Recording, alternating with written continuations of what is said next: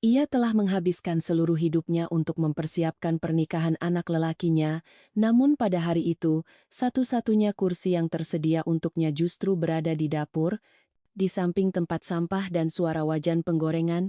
Aku masih ingat bau lantai koridor rumah sakit yang selalu lembab setiap pagi, campuran cairan pembersih dan kopi sachet dari kantin kecil di dekat ruang perawat. Bertahun-tahun aku berjalan di situ, sepatu kets murahan menimbulkan bunyi gesek yang sama, seragam yang kusetrika tengah malam menempel di kulit karena keringat. Tangan ini sudah hafal ritme memasang infus dan menulis tekanan darah. Tidak ada yang istimewa, kecuali satu hal yang diam-diam kusiapkan di sela-sela semua itu, pernikahan Andi. Aku menyebutnya, tabungan hari bahagia. Bukan di bank uangnya kerap terselip di mana-mana. Dalam kaleng bekas biskuit, di bawah tumpukan spray, atau di buku catatan yang kupakai mencatat obat pasien. Setiap kali menerima upah lembur, aku menulis. Uang janur. DP gedung. Kebaya ayu. Di halaman belakang buku, aku gambar kotak-kotak kecil seperti kalender. Setiap kotak adalah satu langkah menuju hari ketika Andi, anak lelaki yang dulu kubopong melewati banjir gang, akan berdiri sebagai pengantin di Yogyakarta. Pagi itu, seminggu sebelum acara, aku turun dari Trans Jogja di halte dekat Pasar Beringharjo. Hujan tipis mendinginkan trotoar. Para pedagang batik sudah menata gulungan kain. Warnanya memantul di genangan kecil. Aku menawar kebaya untuk Ayu calon menantuku model modern dengan rendah halus, warna gading yang lembut. Penjualnya, ibu-ibu dengan kacamata menggantung di leher, memegangi bahuku dan berkata, cocok untuk pengantin. Mertua yang baik, ya? Aku tersenyum dan bilang aku hanya ingin anak-anakku bahagia. Dia tidak tahu. Aku menjual gelang emas peninggalan lamaku sebulan lalu untuk uang muka gedung. Biar cukup, kataku pada diriku sendiri, menggulung resi dan memasukkannya ke amplop. Dari pasar aku berjalan ke toko sewa jas di Kota Baru untuk fitting beskap Andi. Manekinnya berdiri kaku di etalase, berbalut lurik dan belangkon. Andi tidak sempat ikut, ia bilang sibuk mengejar tenggat kerja, jadi aku membawa ukuran hasil pengukuran yang kukerjakan 2 minggu lalu. Ketika kugoda dia malam-malam sambil menonton sinetron, coba berdiri lurus, nak, biar ibu ukur lebar bahumu. Ia tertawa, merentangkan tangan, lalu kembali menatap ponselnya. Terima kasih ya bu, ucapnya sekilas. Aku menyimpan ucapan itu seperti menyimpan koin terakhir di kaleng, bunyinya kecil, tapi berharga. Siang hari, aku menuju gedung pernikahan di kawasan Gejayan untuk bertemu pengelola. Lobinya dingin, AC menderu halus, dan di dinding tergantung foto-foto pasangan tersenyum di bawah lampu gantung. Manajer lelaki muda bermuka licin membuka lembaran kontrak. Ibu, paket resepsi lengkap sudah termasuk dekor janur, pelaminan, dan gamelan 2 set, tambahan stasiun es krim sesuai permintaan keluarga mempelai wanita. Aku mengangguk, stasiun es krim tetap, Mas. Aku ingat Ayu berkata di telepon, biar kekinian bu. Sepupu-sepupu saya suka. Aku menandatangani revisi kontrak, lalu mengeluarkan selembar uang kertas yang masih kaku untuk pelunasan sebagian. Kuterima kwitansi dan menyelipkannya di map biru, map yang selalu kubawa kemana-mana sekarang, seperti perpanjangan dari diriku sendiri. Sore menjelang, aku mampir ke warung mie ayam langganan dekat rumah kontrakan. Uap kuah naik, menempel di wajah. Di seberang jalan anak-anak berlarian mengejar bola plastik, menjerit gul, ketika salah satu menendang tepat ke pagar. Aku makan pelan-pelan, memikirkan daftar yang masih panjang, buket bunga, makeup artis, antar jemput kedua keluarga, dan kursi keluarga. Kata terakhir itu melayang lama di kepalaku. Kursi keluarga, tempat duduk kehormatan untuk orang tua, paman bibi, saksi-saksi hidup dari masa kecil sampai dewasa. Aku membayangkan duduk di baris depan, kebayaku sederhana saja, tapi rapi. Aku tidak butuh lampu sorot. Cukup melihat Andi tersenyum padaku, sekali saja, sambil mengangguk kecil seperti dulu ia mengangguk saat ku bekali kotak bekal sekolah. Malamnya, usai salat isya, aku menyetrika kerudung ungu yang akan kupakai di akad. Sambil mengusap lipatan kain, aku menelepon Ayu. Nak, besok kamu sempat cek baju di penjahit? Suaranya terdengar jauh, diselingi tawa beberapa perempuan. Iya Bu, santai saja, Tante Ratna sudah urus. Ibu fokus istirahat ya, nanti capek. Aku mengiyakan, menahan tanya-tanya kecil tentang hal-hal yang biasanya kurus sendiri. Sejak keluarga Ayu mulai turun tangan, banyak keputusan diambil tanpa menunggu pendapatku. Aku menenangkan diri. Mungkin inilah caranya keluarga besar bekerja, aku hanya belum terbiasa. Di sela-sela tumpukan pakaian, aku menemukan dompet kain kecil berisi foto lama Andi waktu SD, gigi depannya ompong, seragamnya kebesaran. Foto itu pernah kubawa ke setiap shift malam, kuselipkan di saku dada seragam perawat. Saat pasien gelisah atau waktuku terasa macet, ku pegang fotonya dan mengingat alasan kenapa aku bertahan. Aku meletakkannya kembali, lalu menutup lemari. Tinggal seminggu, bisikku pada ruangan hening. Keesokan paginya, rumah kontrakan ramai oleh suara tetangga. Mbak Rina dari gang depan mengetuk pagar, membawa bakul berisi kerupuk udang. Buat sajian tamu di rumah, Bu Sari. Aku tertawa, terima kasih Mbak, tapi nanti resepsi di gedung. Dia mengangguk, matanya berkilat iseng. Tetap saja, orang pasti main dulu ke rumah pengantin laki-laki.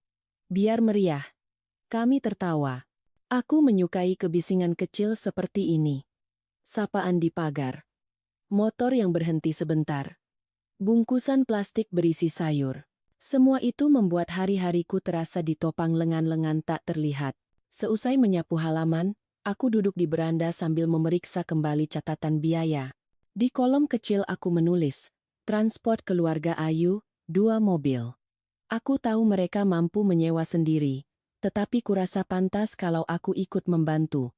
Bukankah ini penyatuan dua keluarga? Telepon berdering nomor vendor gamelan. Bu Sari, latihan nanti malam jadi, ya? Kami bawa saron dan kenong set lengkap. Aku menjawab mantap.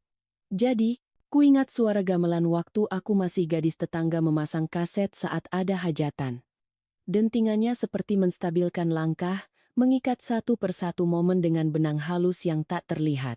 Menjelang siang aku ke bank menukar uang kecil untuk uang tip pekerja hari H. Teller menghitung cepat, plastik bening berisi pecahan 2.000 dan 5.000. Aku membayangkan wajah si mas parkir, ibu-ibu pembersih, anak magang di catering, semua orang yang membuat acara berjalan mulus. Aku selalu percaya kebaikan yang kecil-kecil itu pulang pada kita dengan caranya sendiri. Sore, Andi datang. Motor matiknya berhenti di depan, helmnya digantung di kaca spion.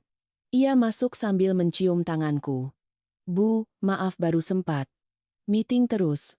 Aku menyiapkan teh manis. Kami duduk, saling bertukar kabar seadanya. Kuutarakan beberapa hal, penginapan untuk paman dari Magelang, kursi untuk para sesepuh, dan lagi-lagi kursi keluarga. Nanti kamu minta tolong panitia, pastikan ibu duduk di depan, iya, kataku setenang mungkin. Andi mengangguk cepat, matanya menatap pesan yang baru masuk. Iya Bu, nanti ku catat. Aku menatap kukunya yang rapi, ia bukan lagi anak yang kukenali dari foto di dompet, wajahnya dewasa, rahangnya tegas, tapi ada sesuatu yang menjauh, tipis seperti kabut. Aku memilih tidak menafsirkan kabut itu.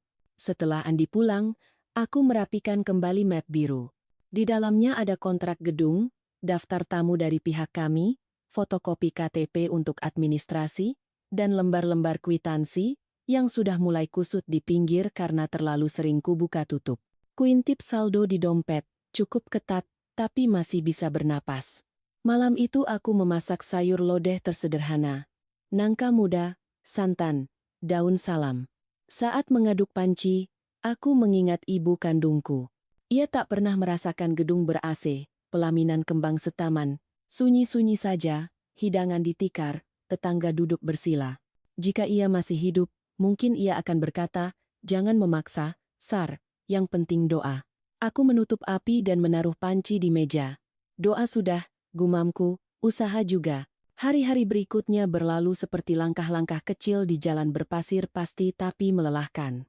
Pagi giliran kerja, siang berburu logistik, sore menjemput kebaya yang sudah jadi, penjahitnya memintaku mencoba kebaya yang kupesan untukku sendiri, warna ungu muda dengan payet sederhana. Ia menyematkan jarum di bahu, lalu menyuruhku menatap cermin, Aku memandang bayangan perempuan berambut di sanggul rendah, garis-garis lelah di bawah mata yang tak bisa lagi dihapus krim murah apapun. Namun kebaya itu membungkus tubuhku dengan rapi, membuatku berdiri lebih tegak. "Cantik, Bu," kata penjahit. Aku tersenyum bukan untuk cermin, tapi untuk hari yang kurakit sekeping demi sekeping. 3 hari menjelang resepsi, aku berkeliling mengecek registrasi tamu. Petugas memintaku mengonfirmasi jumlah kursi VIP. "Untuk keluarga mempelai pria berapa, Bu?" Ia bertanya, menatap tabel. Aku menyebut angka secukupnya. "Nama ibu tercantum di baris pertama ya?" Aku bertanya setengah bercanda. Ia mengetik cepat di komputer, alisnya berkerut. "Nanti kami koordinasi, Bu," katanya. Jawaban yang ringan itu menimbulkan bayang-bayang kecil di dadaku, tapi aku menepisnya seperti menepis debu di lengan baju. Sore terakhir sebelum hari akad, hujan turun deras.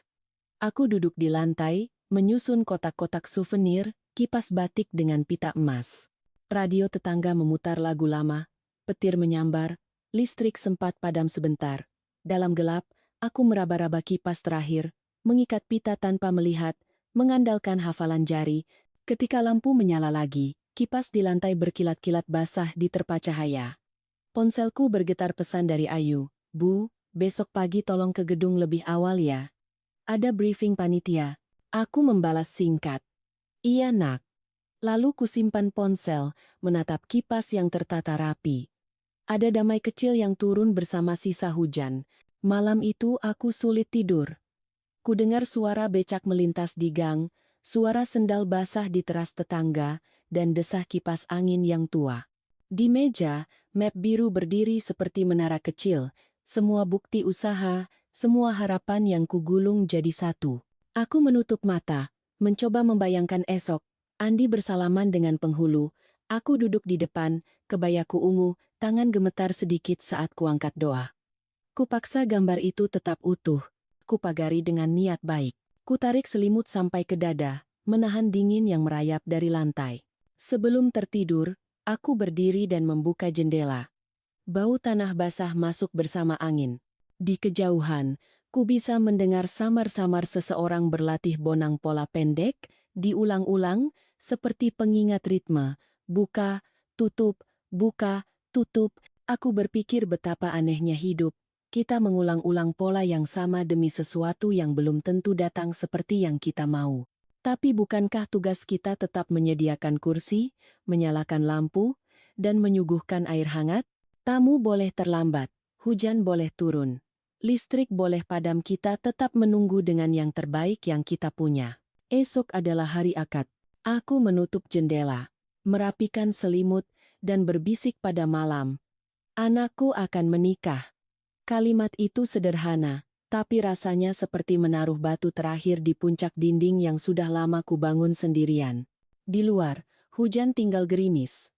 Di dalam, hatiku berusaha tenang, menampung harap dengan 2 tangan yang mulai letih namun belum berhenti percaya. Gamelan sudah terdengar bahkan sebelum aku turun dari ojek.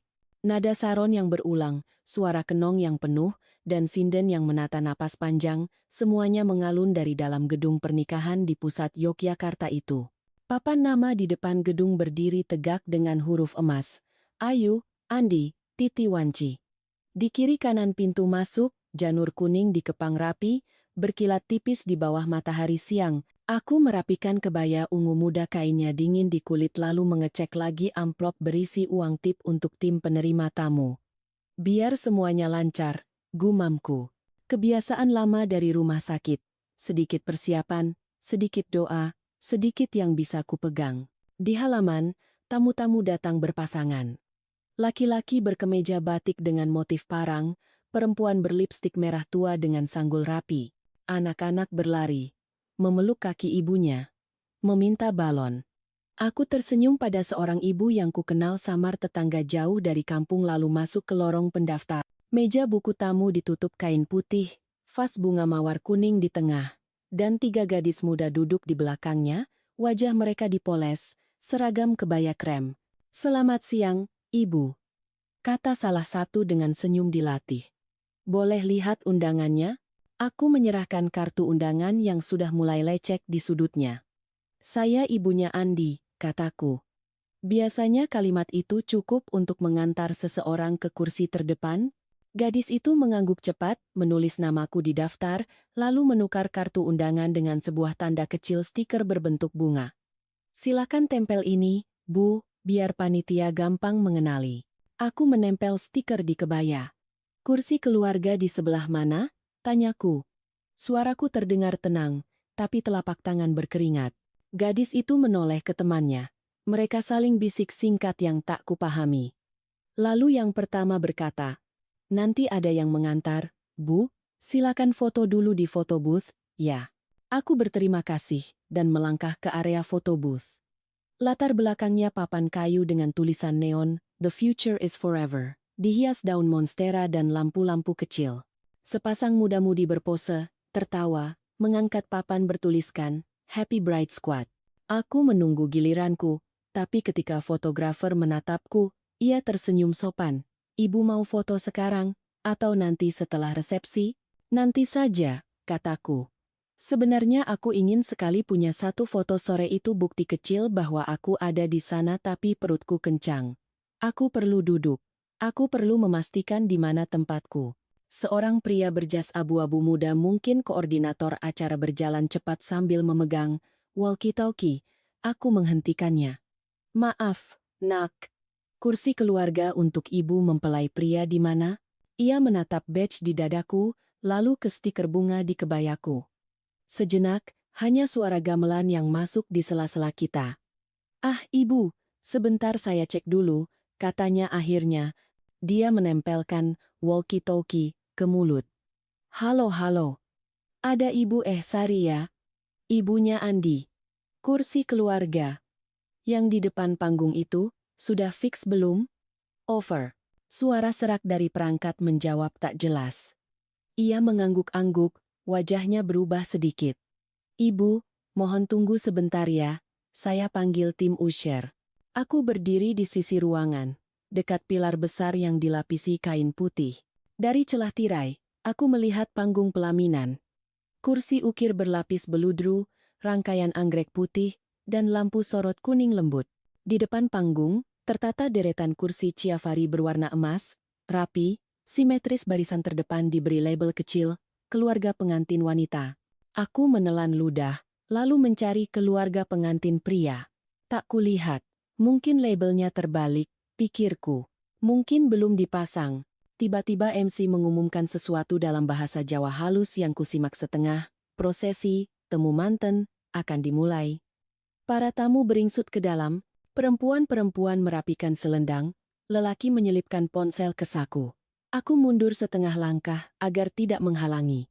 Koordinator tadi kembali, kali ini dengan seorang perempuan muda berkerudung krem. "Ini, Bu, Mbak Ririn yang akan mengantar." "Silakan, Ibu," kata Ririn, senyumnya ramah. "Ikut saya." Kami menyusuri sisi ruangan, melewati meja kue kecil dan minuman, bau pandan dari kue lapis, bercampur aroma kopi. Aku berusaha menahan degup jantung. "Depan, ya?" tanyaku. "Saya ibunya Andi." Ririn menatapku singkat, lalu menunduk lagi. "Iya, Bu, mohon maaf, sebentar." Kami berbelok, bukannya menuju kursi emas, melainkan menuju pintu samping bertirai. Dari sana tercium wangi sate ayam yang lagi dibakar, dan letupan kecil minyak di wajan. Aku menahan diri untuk tidak berhenti. "Ririn?" Suaraku mengecil. "Sebentar saja, Bu. Panitia minta Ibu menunggu di sini dulu." Ia membuka tirai. Di baliknya lorong sempit menuju area catering. Seorang bapak berkumis mendorong troli berisi piring. "Permisi, permisi," katanya. Ririn menunjuk sebuah kursi plastik putih di sudut, dekat dispenser galon. "Ibu istirahat dulu. Nanti saya panggil." Aku berdiri diam. Kursi plastik itu tampak ringkih, catnya terkelupas di tepi. Dari ruangan utama, gamelan berganti ritme lebih cepat. MC memanggil nama Ayu dan Andi. Aku mendengar tepuk tangan panjang, sorak tawa, bunyi kamera ponsel memotret. "Ririn," panggilku lagi, menahan napas. "Kursi keluarga saya di mana?" Wajahnya menegang sepersekian detik, lalu kembali netral. "Saya cekkan lagi, Bu." Ia melangkah mundur, menutup tirai. Suara gamelan meredup, aku tidak langsung duduk. Kutarik napas dalam. Kepalaku berdengung oleh panas dan suara. Seorang anak laki-laki berseragam catering lewat sambil membawa tumpukan piring saji. Ia menatapku dengan bingung, lalu tersenyum canggung. "Mau minum, Bu?" tanyanya, menunjuk galon. "Airnya dingin." "Tidak usah," kataku. Tanganku masih memegang tas erat-erat. Aku menoleh ke dinding. Jam bundar kecil menunjukkan pukul 3 lewat. "Sebentar saja," kataku pada diri sendiri. Sebentar lagi Ririn datang. Di luar, orkes berhenti sejenak. Suara MC terdengar jelas menyebut, "Ayu, putri dari Bapak Budi dan Ibu Ratna," disambut tepuk tangan bergemuruh. Nama Andi menyusul, "Putra dari." Kalimat itu larut dalam sorak. Aku mencondongkan badan, berharap menangkap sisanya, tapi troli lain lewat dan suara besi beradu menutup semua. Seorang perempuan paruh baya dengan celemek melipat serbet di meja terdekat. Ia melirikku, ragu-ragu, kemudian berkata, "Ibu keluarga." Aku mengangguk. "Ibunya Andi." "Waduh," katanya pelan, seperti mengomel pada dirinya sendiri. "Harusnya di depan ya." Ia berhenti, menatap pintu tirai, lalu kembali ke serbet-serbetnya. Ada sesuatu di matanya campuran iba dan ketidakberdayaan yang membuatku merapikan kebaya sekali lagi, seolah lipatan kain bisa menjawab semuanya. Ririn tidak kembali dalam 5 menit. Atau 10. Aku berdiri di sudut, mendengar dari kejauhan saat sinden menyanyikan tembang pendek, lalu hening yang dipakai MC untuk doa bersama. Seseorang dari catering meletakkan piring kosong di meja kecil di depanku. "Kalau ibu mau duduk, silakan," katanya, ramah, seolah menawarkan tempat istirahat pada tamu lelah. Aku mengangguk, akhirnya menurunkan diri ke kursi plastik itu. Kursi berderit pelan di bawah beratku. Suara kursi emas di dalam ruangan pasti tidak berderit, pikirku. Mereka mungkin dingin disentuh, licin untuk gaun menari. Aku menggosok telapak tangan ke rok, mencoba menghilangkan rasa lengket. "Sebentar lagi," kataku lagi. Lebih pelan. "Sebentar lagi." Seorang pemuda berkacamata mungkin mahasiswa paruh waktu datang membawa baki berisi gelas es teh. "Mau, Bu?" Ia menyodorkan satu gelas ke arahku, esnya masih berdering kecil. "Terima kasih," kataku. Aku meneguk seteguk. Dingin menyentuh lidah, menyusup ke kerongkongan, menenangkan. Pemuda itu menatap ke tirai. "Ramai sekali di dalam," katanya, seperti mengajak mengobrol, agar aku tidak merasa sendirian. "Pengantinnya cantik sekali." "Kebaya emas," katanya. Aku mengangguk. "Anakku pasti tampan sekarang," kataku. Suara sendiri terdengar asing di telinga, seperti suara orang lain yang hendak meyakinkan diriku. MC kembali mengumumkan sesuatu, sambutan keluarga. Tepuk tangan lagi. Aku menoleh pada tirai yang tetap tertutup. Ririn masih belum datang. Aku meletakkan gelas di meja, berdiri, dan mengambil satu langkah ke pintu. Perempuan bercelmek mengangkat alis, lalu menunduk pelan, memberi isyarat kehati-hatian. Aku berhenti. Tanganku sudah menyentuh kain tirai ketika seorang pria dengan headset muncul tiba-tiba dari sisi lain. "Ibu Sari?" tanyanya cepat. "Ya, mohon maaf, Ibu. Untuk saat ini, Ibu menunggu dulu di sini, ya." Setelah sesi sambutan dan foto keluarga, kami panggil. "Foto keluarga." Aku mengulang. Pria itu tidak bertatapan lama. "Iya, Bu. Nanti-nanti." Ia sudah setengah berbalik ketika aku berkata, "Saya ibunya Andi." Ia berhenti. Sekejap, matanya bergerak mengukur, menimbang lalu ia tersenyum tipis yang tidak menyentuh mata. "Baik, Bu. Saya sampaikan ke dalam." Ia pergi. Kulepaskan tirai yang tidak sempat kubuka. Di tanganku, kain krem itu terasa licin, bau deterjennya samar. Dari baliknya, suara hadirin tertawa serempak pada lelucon MC. Seseorang menjatuhkan sendok di dapur, bunyinya nyaring memantul ke tembok. Aku duduk lagi, menatap gelas es teh yang berkeringat membentuk lingkaran basah di meja. Waktu mengental seperti sirup manis di lidah orang, melekat pada kulitku. Seorang bocah kecil tiba-tiba menerobos tirai, berlari-lari kecil sambil tertawa, dikejar ibunya. Ia berhenti mendadak saat melihatku, pipinya memerah. "Salah jalan," kata ibunya sambil tertawa malu, menggandeng anak itu kembali. Bocah itu melambaikan tangan padaku. "Dah, nenek." Aku membalas lambaian. "Dah." Kata itu menggantung, ringan, lalu jatuh entah kemana. Gamelan kembali. Kali ini lebih lirih. Aku menutup mata sejenak, merasakan irama itu nepuk tepi hatiku. Di sela ketukan, aku bisa membayangkan Andi berdiri di depan, senyumnya rapi, dagunya terangkat. Aku bisa melihat Ayu mengangguk anggun, kebayanya berkilau. Semua tampak lengkap, kecuali satu kursi yang tidak pernah disebut, satu nama yang tidak pernah dipanggil. Ketika ku buka mata, Ririn berdiri lagi di hadapanku. Nafasnya sedikit terengah. "Ibu, maaf. Nanti setelah makan pembuka, saya panggil ya." Matanya menghindar. Ia menaruh piring kecil di mejaku. 2 potong, risoles, 1 pastel. "Buat ibu dulu. Biar tidak lapar." Aku menatap piring itu. Kulit risolesnya mengilap, masih hangat. Aku mengucapkan terima kasih. Ririn pergi, tirai kembali menutup. Aku mematahkan risoles menjadi 2, uapnya naik sebentar lalu hilang. Aku meniupnya, menggigit sedikit, dan menunggu rasa apa yang tersisa di lidah. Di balik tirai, seseorang mulai berbicara di mikrofon, suara perempuan matang yang manis pasti Ibu Ratna. Tepuk tangan menyusul, panjang. Gelas, es teh. Di meja menyusut, esnya tinggal separuh. Aku meraih gelas, meneguk sisa cairan manis itu sampai habis. Lalu aku meletakkannya pelan, tepat di tengah lingkaran air yang sudah menguap setengah. Begitulah aku duduk di sana, menunggu. Tidak ada penanda waktu selain musik dan langkah-langkah kaki yang lewat.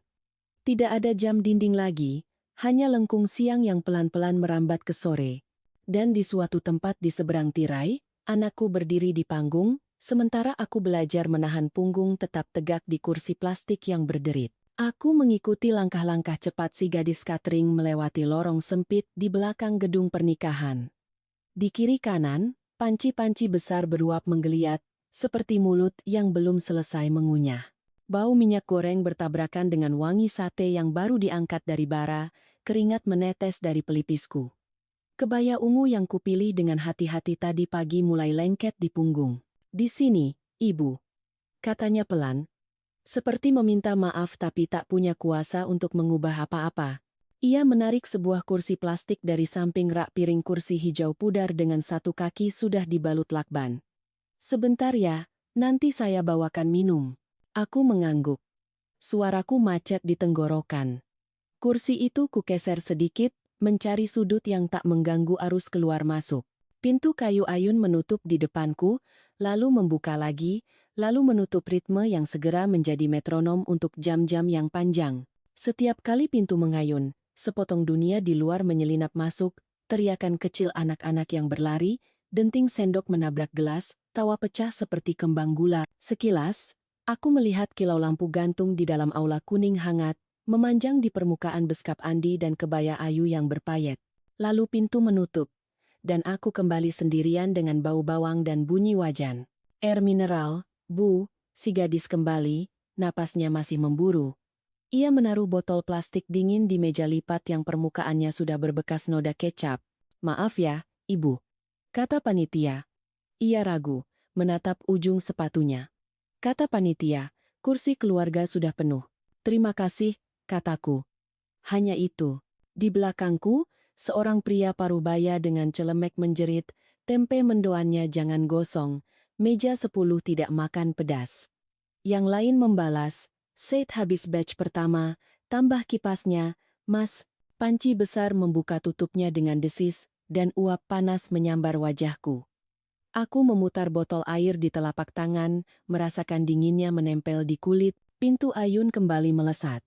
Kali ini aku melihat Ayu dari samping, pipinya disapu perona lembut, bibirnya merah seperti sirup markisa. Ia tersenyum lebar saat seseorang membisikkan sesuatu di telinganya. Tangan Andi di punggungnya sentuhan ringan, kebiasaan baru yang belum kukenal. Denting gamelan menipis, seperti suara yang datang dari radio tua, tapi cukup jelas untuk menangkap pola, gong, kenong, saron, berlapis-lapis, menopang langkah pengantin seperti alunan yang telah dilatih. Seorang pelayan remaja menaruh piring di depanku. Nasi goreng dengan telur ceplok yang kuningnya sudah beku. 2 potong acar timun. Serpih bawang goreng yang lembek. Silakan, Bu. Ia mengangkat bahu, canggung. Biar ibu makan dulu. Aku mengucapkan terima kasih lagi. Sendok aluminium dingin di telapak. Aku menyuap sedikit, rasanya hambar bukan karena bumbu kurang, tapi karena mulutku terasa seperti kapas. Seorang koki menabrak troli berisi piring, paku roda yang goyah menjerit. Hati-hati. Aku refleks menarik kursiku merapat ke dinding, memberi jalan.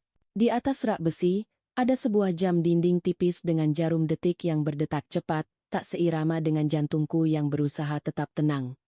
13.027. Waktu merayap seperti semut yang memanggul butir beras, kecil, berat, tekun. Aku menoleh ke pintu, mengayun. Sekilas lagi.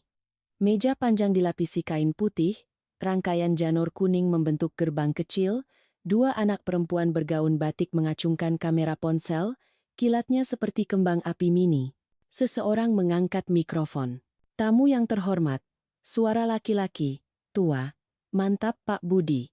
Pintu menutup sebelum kalimatnya selesai. Seseorang di dapur menyalakan kompor portable. Nyala biru menggigit pantat wajan. 2 pelayan berlomba menancapkan sate ke batang bambu baru. Jangan terlalu tebal, nanti nggak matang rata, seorang supervisor mengangkat alisnya. Pelayan itu mengangguk, jarinya cekatan. Aku meletakkan sendok. Tangan kiriku menyentuh ujung kebaya, menghaluskan lipatan yang sebenarnya tak ada. Di sudut ruangan, kipas angin berdengung keras, menyebarkan panas bukannya menyingkirkannya. Si gadis catering yang tadi menghampiri duduk sejenak di peti es kecil, mengusap tengkuk. Ramai sekali ya Bu, katanya mencoba membuka percakapan. Aku tersenyum. Iya, ia hendak bertanya sesuatu, tetapi supervisor memanggilnya, suaranya menembus bau gorengan. Putri, tolong antar minuman ke meja keluarga. Pintu mengayun lagi. Sorakan. Aku menangkap siluet Ibu Ratna. Kebayanya yang berkilau seperti sisik ikan. Bibirnya bergerak di mikrofon. Sejak kecil Ayu selalu. Pintu menutup. Seseorang menaruh baki piring kotor di meja sebelahku. Bau saus kacang, manis dan pekat, bercampur dengan amis daging. Seorang pelayan lain menurunkan 2 galon air, napasnya tersengal. Sini. Mas, saya bantu. Kataku spontan, berdiri, memegang bibir galon agar tak jatuh. Ia terkejut. Aduh. Nggak usah, Bu, Ibu duduk saja, maaf. Aku kembali duduk. Kursi mengeluh pelan, plastiknya seperti retak di dalam.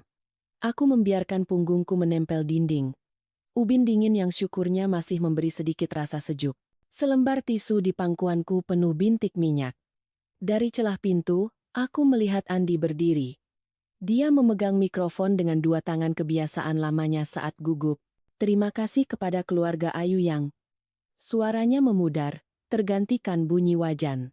Tangan seorang koki memercikkan kecap ke nasi, api menyambar cepat. Masya Allah, pelan-pelan. Teriak yang lain. Tawa berderai bukan dari aula, dari para pekerja yang menyaksikan api kecil itu. Lalu semuanya lagi-lagi kembali ke ritme. Tumis, angkat, tumpuk, antar. Aku bisa duduk di lantai. Kalau kursinya penuh, kataku tiba-tiba pada udara, kalimat itu keluar begitu saja, tak diarahkan kepada siapapun. Seorang pelayan berusia sepertiku kerudungnya, diikat sederhana, memandangku sekilas. Ia menurunkan baki, mendekat, bersuara pelan, maafkan kami, Bu. Kami cuma ikut arahan. Ia ragu, lalu menambahkan, lebih pelan. Saya juga punya ibu. Aku mengangguk, dan senyumku tampak seperti lipatan baju yang terlalu lama dipres. Saya tahu. Jawabku. Kamu kerja bagus. Ia pergi membawa baki lain. Pintu mengayun. Sekilas aku melihat Ayu memeluk Ibu Ratna, pipi mereka bersentuhan seperti 2 kelopak yang ditiup angin. Orang-orang di sekitar mereka mengangkat ponsel, Cahaya lampu berkelip-kelip. Di tepi panggung, huruf neon berbunyi forever menyala putih, menyiram kain-kain dengan cahaya dingin. Pintu menutup lagi, dan kebisingan dapur menelan semuanya. Logam membentur logam, panggilan nama, daftar meja yang harus dilayani. Botol airku mengembun, aku memutar tutupnya, menyesap pelan. Gelombang kecil di perutku menepi. Seorang pemuda membawa termos teh hangat, aroma melati menyelinap keluar. Mau teh, Bu? Ia menawarkan. Biar saya ganti airnya. Aku menggeleng. Terima kasih. Air sudah cukup. Di pojok, sebuah radio kecil berdesis memunguti sisa-sisa siaran. Suaranya kalah oleh bising. Tapi kadang-kadang aku mendengar kata-kata terputus, selamat, bahagia, keluarga. Kata-kata yang berputar seperti piring di atas telapak seorang pesulap, tak pernah jatuh, tak pernah berhenti. Seorang anak laki-laki mungkin keponakan salah satu pekerja menyelinap masuk, matanya bulat. Ia menatap tumpukan puding karamel di meja pendingin. Boleh satu? Tanyanya penuh harap. Sang supervisor pura-pura garang. Tidak boleh sebelum tamu utama ambil. Lalu ia berkedip ke arahku, menyodorkan piring kecil pada anak itu juga. Tawa kecil mekar seperti kembang sepatu di pagar. Anak itu berlari keluar, meninggalkan jejak sirup di lantai vinil. Aku menggeser piringku. Nasi gorengnya setengah. Aku menaruh sendok, napas panjang. Maaf, Bu. Suara lain seorang manajer catering muncul dari belakang. Jas hitamnya mengkilap, terlalu rapi untuk dapur. Saya harap Ibu nyaman di sini. Ruangan utama sedang penuh. Kami sudah koordinasi dengan panitia. Ia menundukkan kepala, sopan, tapi suaranya seperti pintu kaca yang tidak benar-benar terbuka. Aku menatapnya sebentar, cukup lama untuk melihat remah sawi menempel di sol sepatunya yang hitam. Saya nyaman, jawabku. Kalimat pendek itu jatuh seperti sendok di lantai, bunyinya kecil, tapi jelas. Ia tersenyum kaku, lalu pergi memeriksa tumpukan piring. Pintu kembali mengayun. Dari celahnya, aku melihat ayah pengantin putri mengangkat gelas. Orang-orang berdiri, kursi-kursi serempak berderit. Gelas-gelas menyentuh bibir, bibir menyentuh kata yang sama. Selamat. Andi berdiri di sampingnya, sejenak menunduk. Kuharap hanya sekejap ia menoleh ke belakang. Pintu menutup, menolak harapanku dengan suara duk yang pelan. Aku tidak menangis. Kupikir aku akan. Tapi tidak. Aku merapikan tisu yang lecek, menumpuknya jadi kubus kecil. Di sampingku, seorang pelayan menaruh nampan berisi bakso goreng. Ia mendesah lega. Akhirnya batch terakhir, gumamnya. Tinggal puding. Semoga lancar, kataku. Ia menatapku. Mata kami bertemu, sejenak ada sesuatu yang tak perlu kata-kata, pengertian kecil di antara dua perempuan yang berdiri terlalu lama. Di luar, tepuk tangan membesar, lalu musik memulai babak lain. Lagu berubah, ritmenya ringan, mengajak orang bergerak. Aku menatap botol airku sampai embunnya benar-benar cair menuruni label, jatuh ke telapak tanganku yang kering. Kulitku terasa asing, seperti milik orang lain. Tapi aku masih di sini. Kursi plastik ini masih di bawahku. Pintu masih mengayun, membuka dan menutup, seperti paru-paru yang menolak berhenti. Seorang pelayan muda kembali dengan tatapan gelisah. Ibu, mau pindah ke kursi dekat freezer? Di situ lebih sejuk. Aku mengangkat piring, berdiri, mengikuti dia 2 langkah. Terima kasih. Kami melewati tumpukan galon, melewati karung beras, melewati selembar poster kecil yang bertuliskan, tersenyum adalah ibadah, hurufnya pudar seperti nasihat yang terlalu sering diabaikan. Di kursi baruku, lebih dekat ke kipas angin yang berderit, aku duduk lagi.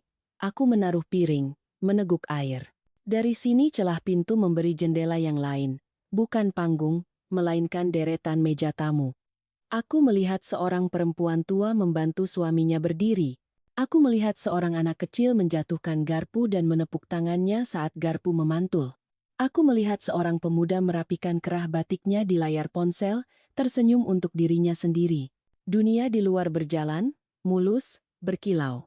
Di sini, di belakang, minyak masih bergolak, uap masih naik, keringat masih jatuh, tapi tidak semuanya panas dan tajam. Ada juga hal-hal kecil yang lembut. Cangkir teh melati yang ditinggalkan setengah. Gigitan pertama pada bakso goreng yang masih renyah. Tawa pendek petugas yang salah panggil nama. Aku menyentuh tepi meja lipat. Permukaannya berlekuk. Udara dari kipas angin menepuk pelan pipiku. Pintu mengayun sekali lagi. Cahaya dari aula memercik masuk. Aku mengangkat daguku sedikit, seperti menyapa cahaya itu. Kemudian pintu menutup, meninggalkan bunyi wajan, bunyi sendok, bunyi langkah tergesa dan bunyi kecil dari dadaku sendiri yang tetap, pelan, tapi pasti. Aku masih bisa mendengar suara gamelan dari balik pintu kayu itu ramai, meriah, seolah memantul di dinding-dinding gedung pernikahan yang dingin karena pendingin ruangan. Dari celah di bawah engsel, cahaya lampu chandelier tumpah seperti air putih, menyapu lantai keramik dapur catering. Di depanku, piring styrofoam berisi nasi goreng sudah mendingin. Bulir-bulirnya menggumpal, potongan wortel menua warnanya, dan telur orak-arik mengerut di tepi piring. Tanganku menyentuh garpu plastik, lalu meletakkannya lagi. Tidak ada selera. Yang ada hanya rasa perih di dada, menanjak ke tenggorokan. Seorang pramusaji lewat mendorong troli berisi gelas-gelas kosong. "Maaf ya, Ibu," katanya pelan. Mungkin karena ia tahu aku mestinya duduk di kursi keluarga, bukan di sini di antara wajan besar, bau minyak panas, dan kantong-kantong sampah yang diikat setengah hati. Aku mengangguk. Senyum sekedarnya terbit kebiasaan orang dewasa kalau tak tahu harus berkata apa. Dia berlalu, gamelan berhenti, mikrofon berdesis, lalu suara pembawa acara menggema, sambutan keluarga. Aku menoleh ke pintu. Daun pintu itu dilapisi cat putih yang sudah retak-retak. Aku mendorongnya sedikit, cukup untuk mengintip tanpa menimbulkan perhatian. Di dalam, ruangan memantulkan emas lampu-lampu bulat, kain latar berwarna gading, dan huruf neon melengkung, selamanya hari ini. Di panggung, Ayu berdiri di samping Andi. Kebaya modernnya berkilau, payet memantul seperti bintang-bintang kecil. Andi di sebelahnya memakai beskap, rambut disisir ke belakang, tampak rapi dan dewasa-dewasa yang entah sejak kapan menjauhi aku. Ibu Ratna maju duluan.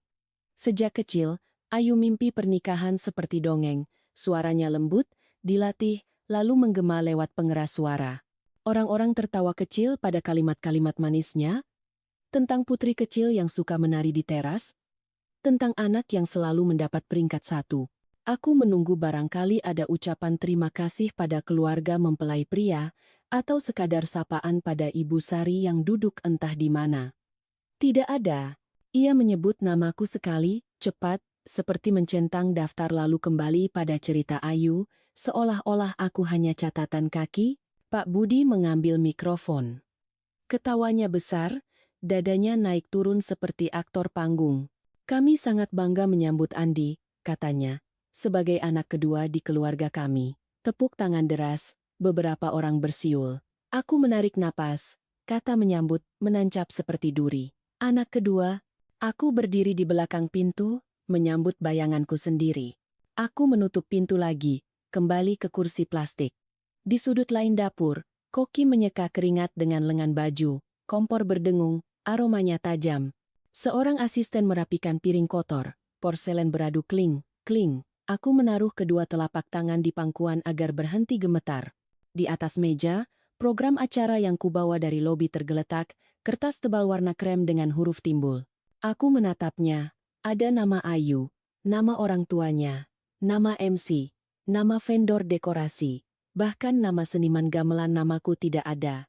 Dalam batinku, ada sesuatu yang merosot, seperti kursi tua yang mendadak patah. Lalu giliran Andi. Pengeras suara memantulkan suaranya yang sudah tak lagi seperti anak laki-laki yang dulu suka minta dibelikan es lilin setelah sekolah.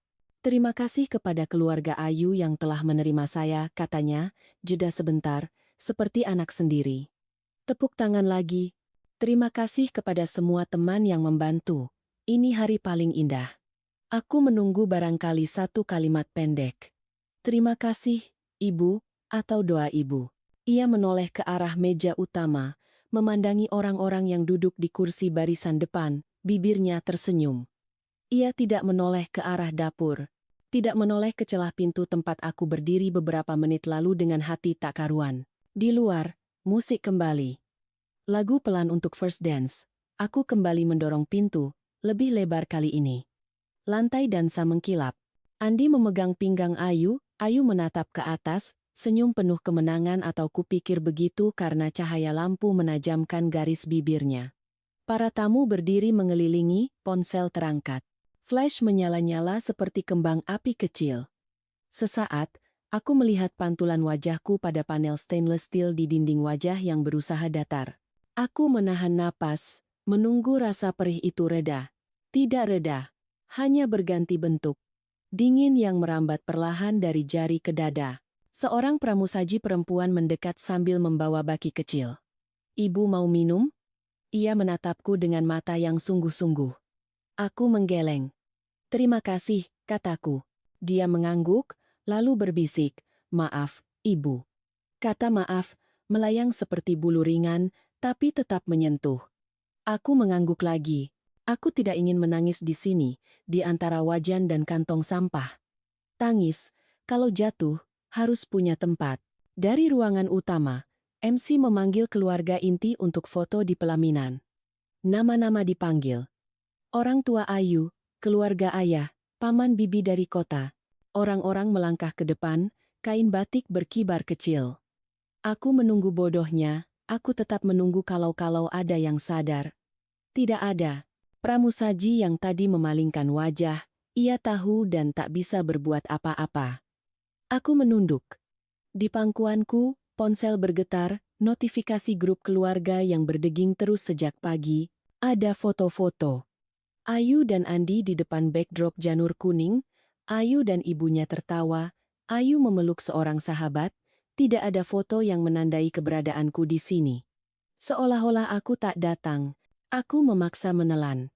Nasi goreng itu menunggu. Aku ambil satu suap kecil. Hambar. Entah karena sudah dingin atau karena lidahku menutup. Waktu melambat, padahal musik di dalam berganti cepat, tanda sesi ramah tamah. Ada yang berseru memanggil nama Andi.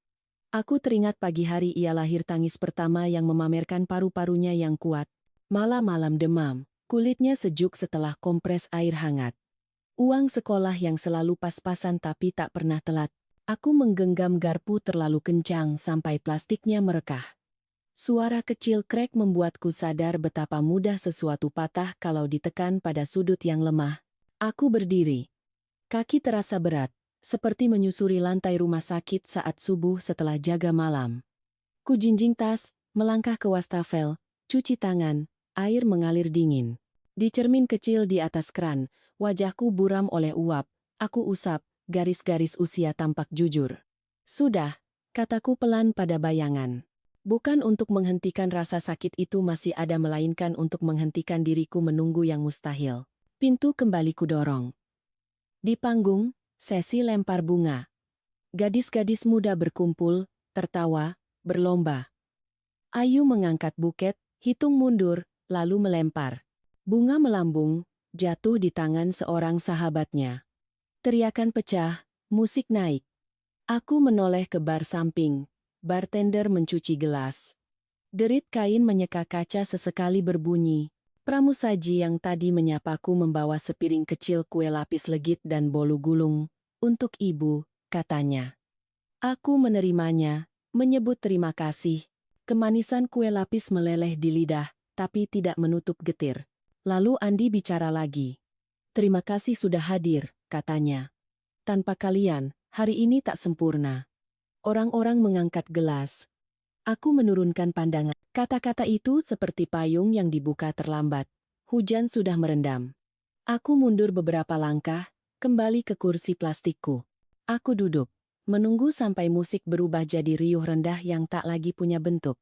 Setiap tepuk tangan dari ruangan utama menghentak ke dadaku dengan jarak beberapa detik seperti gelombang yang tak henti memukul bebatuan. Saat seseorang menutup pintu dapur dari dalam, ruangan menjadi sedikit lebih tenang. Aku mendengar denting sendok di panci, bau bawang goreng terangkat lagi. Dunia kecil ini dapur catering mempunyai iramanya sendiri, cepat, efektif, nyaris tanpa wajah. Dan disinilah wajahku disembunyikan. Aku menatap piring kosongku. Entah bagaimana, kesunyian justru membuatku jernih.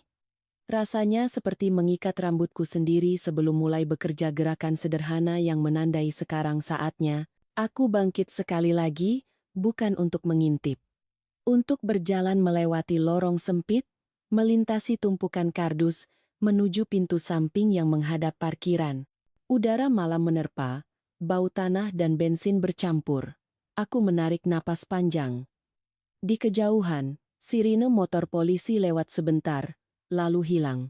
Aku merogoh ponsel, menatap layarnya ada panggilan tak terjawab dari nomor Andi. Ibu, di mana? Ibu, kenapa? Aku menekan tombol diam. Bukan karena ingin menghukum, tapi karena aku perlu ruang yang tak dicampuri suara siapapun. Aku berdiri di bawah pohon ketapang dekat pagar, lampu taman memantulkan warna hijau daun. Dari dalam, lagu berubah. Tamu bersorak ketika DJ menyelipkan lagu pop terbaru. Suara kolektif itu bergulung lagi keluar, lalu terurai di angin. Aku memejamkan mata. Ada bagian diriku yang masih ingin menunggu. Menunggu seseorang datang menjemput, menunggu MC memanggil namaku, menunggu Andi menyadari aku hilang. Tapi kakiku bergerak duluan langkah-langkah kecil, mantap kembali ke dalam, melewati dapur, menuju lorong yang membawa ke lift layanan. Di kaca lift, aku melihat bayangan seorang perempuan berkebaya sederhana dengan punggung tegak. Pintu tertutup, lift bergerak turun. Di lantai dasar, aku keluar ke lobi yang tinggal separuh ramai. Petugas keamanan menunduk ramah. Aku membalas dengan senyum tipis. Di luar, sopir ojek online mengangkat tangan menandai keberadaan. Aku berjalan ke arahnya. Sebelum naik, aku sempat menoleh ke gedung.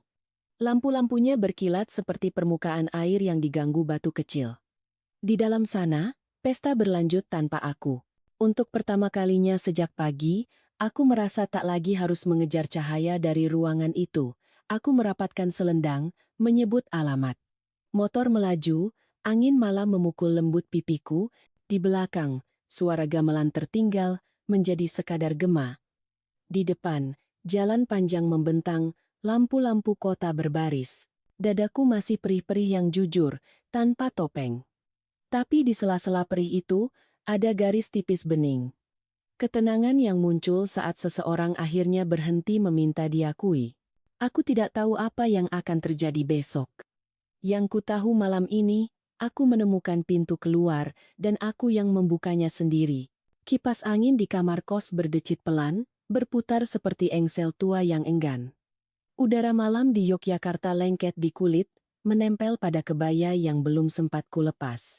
Aku duduk di tepi ranjang tipis dengan sprei bermotif bunga yang warnanya sudah pudar, telapak kaki masih terasa berdenyut setelah seharian berdiri, menahan senyum dan menelan kata-kata.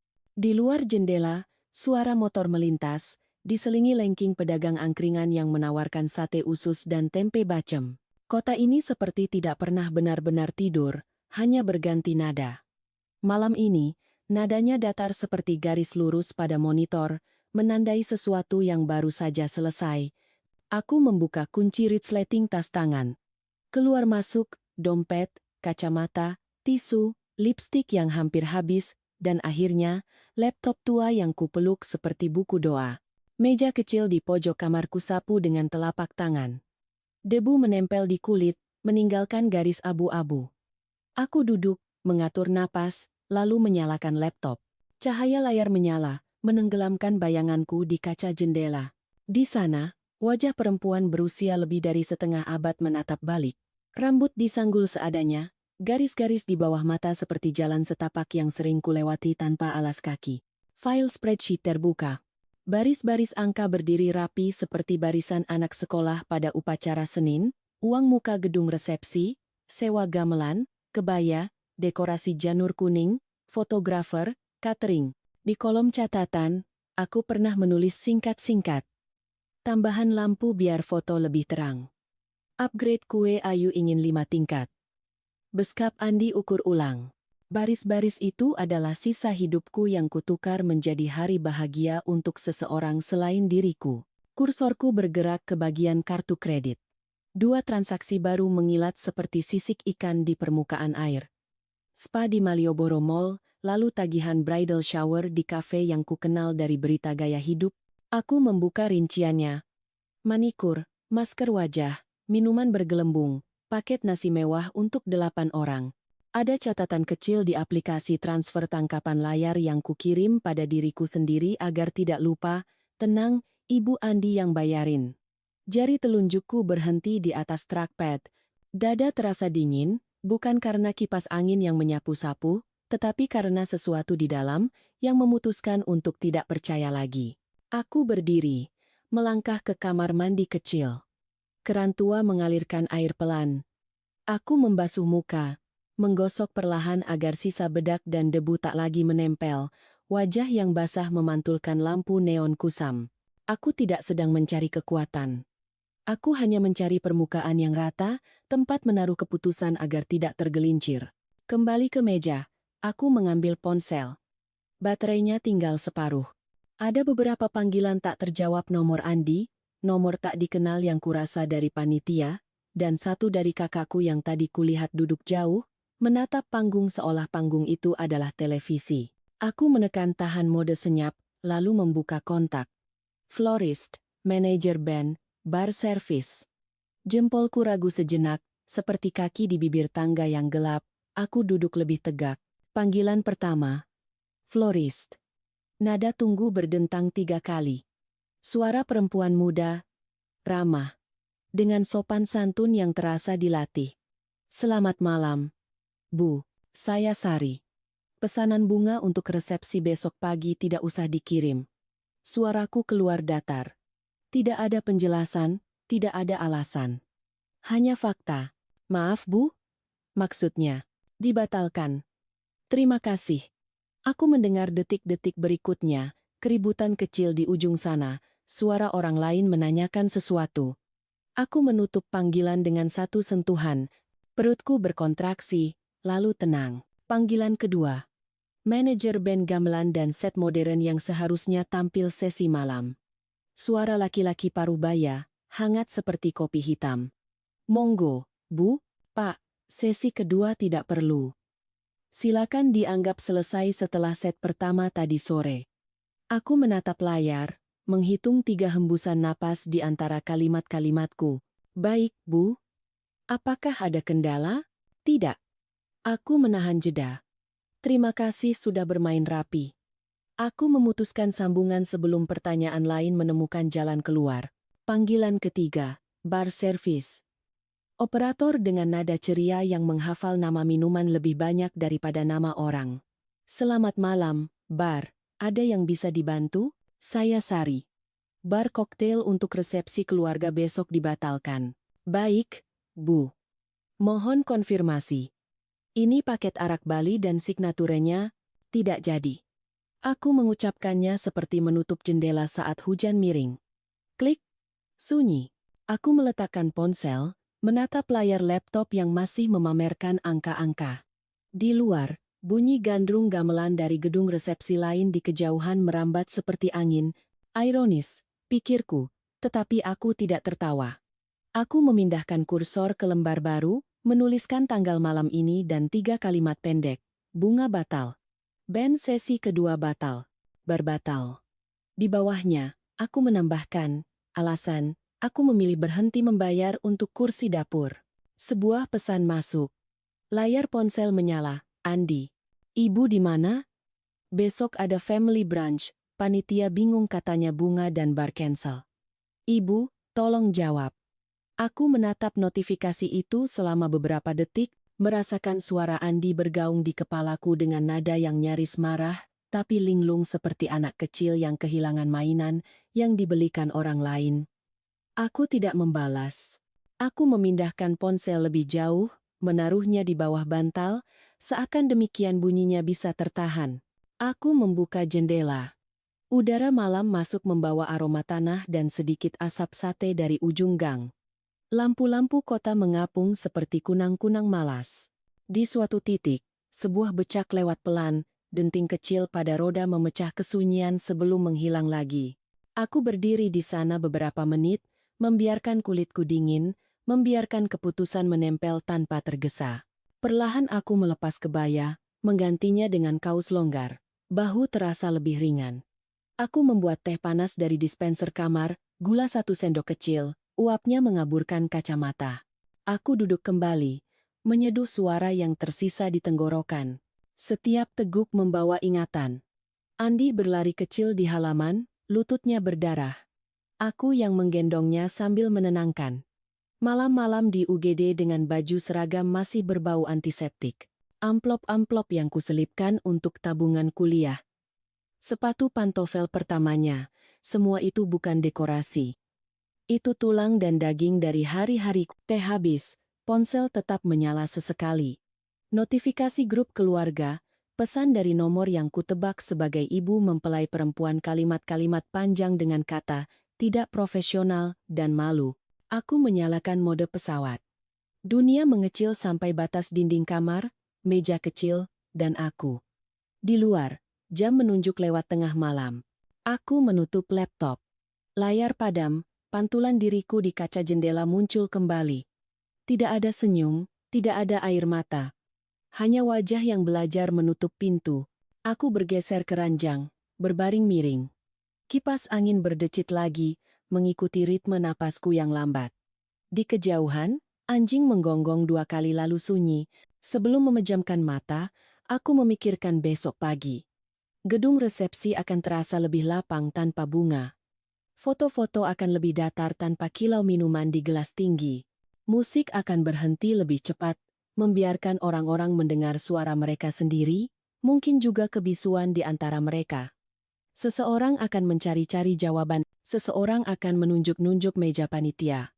Seseorang akan menyebut namaku, aku tidak tahu, apakah mereka akan menyalahkanku. Mungkin iya.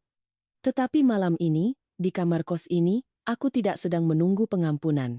Aku sedang merawat sebuah luka yang akhirnya berhenti berdarah karena aku menekan tepat di tempatnya. Aku memadamkan lampu. Gelap datang seperti selimut yang kupesan untuk diriku sendiri. Di bawah bantal, ponsel dingin, seperti batu kecil yang disimpan di saku bisa dibawa, bisa ditinggal. Di sela-sela suara kota yang menua, aku mendengar satu hal yang jelas, dengung tenang dalam dadaku, semacam mesin yang baru saja dihidupkan ulang. Tidak kencang, tidak mencolok, cukup untuk menerangi langkah pertama keluar dari kursi dapur. Pagi itu Yogyakarta terasa aneh, seperti ada sesuatu yang hilang dari udara. Biasanya, setiap akhir pekan, jalan menuju gedung pernikahan dipenuhi bau bunga segar, bunyi gamelan yang samar-samar terdengar dari dalam aula, dan orang-orang berbatik berjalan tergesa-gesa. Tapi pagi itu tidak ada janur kuning melambai di gerbang. Papan nama acara masih tergantung miring, huruf-huruf emas, resepsi Andi, Ayu memantulkan cahaya matahari yang baru naik. Sunyi yang tidak wajar menempel di dinding-dinding gedung, seperti cat yang belum kering. Saya berdiri di seberang jalan beberapa menit, berpura-pura menunggu ojek, padahal sebenarnya saya hanya ingin melihat. 2 petugas kebersihan merokok di dekat trotoar, mengobrol pelan. Seorang ibu-ibu berhenti, bertanya apakah acara benar jadi. Mereka mengangkat bahu. Dari pintu samping, saya melihat panitia bolak-balik. Wajah-wajah yang kemarin malam masih ramai memposting "See you tomorrow" di Instagram, kini pucat dan merah bergantian. Seseorang mencoba menutupi area kosong di lobi dengan kain putih, seolah-olah kain bisa menggantikan bunga yang tidak datang. Telepon saya bergetar sejak subuh. Pesan pertama datang jam 5:07 Ayu. Bu, kok bunga nggak dateng? Temen-temen udah nanya. Tolong diurus ya. Saya menatap layar, merasakan senyum kecil, tipis sekali, muncul di bibir saya tanpa saya minta. Lalu pesan-pesan berikutnya datang seperti hujan mendadak di musim kemarau. Andi, ibu di mana? Ini gimana? Bandnya katanya cancel? Panitia. Ibu Sari mohon konfirmasi. Vendor musik tidak hadir. Kami butuh keputusan pengganti. Sepupu, Kak, kok bar tutup? Pada protes nih. Saya mematikan suara notifikasi, memasukkan ponsel ke tas, dan berjalan ke warung di pojok jalan. Warungnya kecil, atap seng memantulkan panas, kipas angin menggoyang-goyang poster minuman soda yang menempel di dinding. Ibu pemilik warung, yang saya panggil Mbok, menyapa saya dengan anggukan. Saya duduk di bangku kayu, memesan kopi hitam dan pisang goreng. Bau minyak panas, suara wajan, dan televisi kecil yang memutarkan sinetron pagi semuanya terasa akrab, menenangkan. Saya mengangkat gelas. Kopi hitam itu pahit, tapi hangatnya merayap pelan ke dada. Saya memandangi jalan. Sepasang tamu berdandan rapi turun dari taksi. Mereka melihat kiri kanan, kebingungan, lalu mengirim pesan entah kepada siapa. Dari dalam gedung, pintu dibuka sedikit. Wajah panik muncul, memberi isyarat agar mereka menunggu. Saya mendengar kata-kata tercecer tertiup angin. Nggak ada bunga, ban batal, siapa yang bayarin? Telepon bergetar lagi, kali ini panggilan suara dari Andi. Saya biarkan 3 kali berdering sebelum menolak. Pesan masuk lagi. Andi, Ibu, tolong jawab. Ini jadi bahan omongan orang. Saya menatap kata-kata itu, bahan omongan orang, dan mengingat kursi plastik di dapur catering semalam.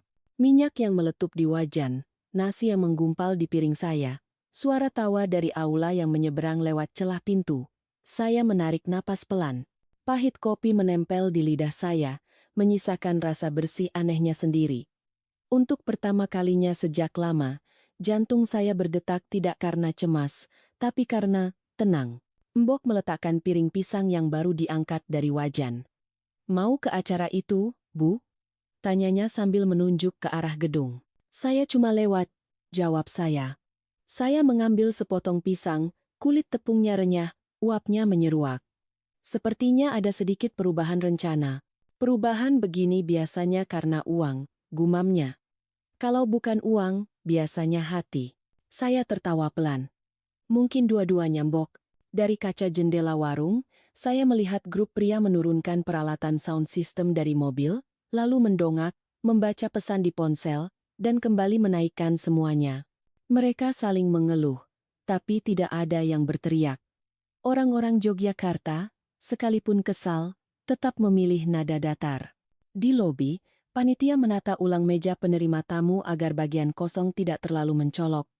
Mereka mengganti vas bunga dengan lilin kecil, tapi lilin kehilangan cahayanya di bawah matahari pagi. Panggilan lain datang, kali ini dari nomor tidak dikenal. Selamat pagi, Ibu Sari. Kami dari manajemen gedung. Terkait pembatalan beberapa layanan, mohon klarifikasi tertulis. Saya sudah kirim email semalam. Kata saya, suaraku datar. Silakan cek. Semua ada di sana.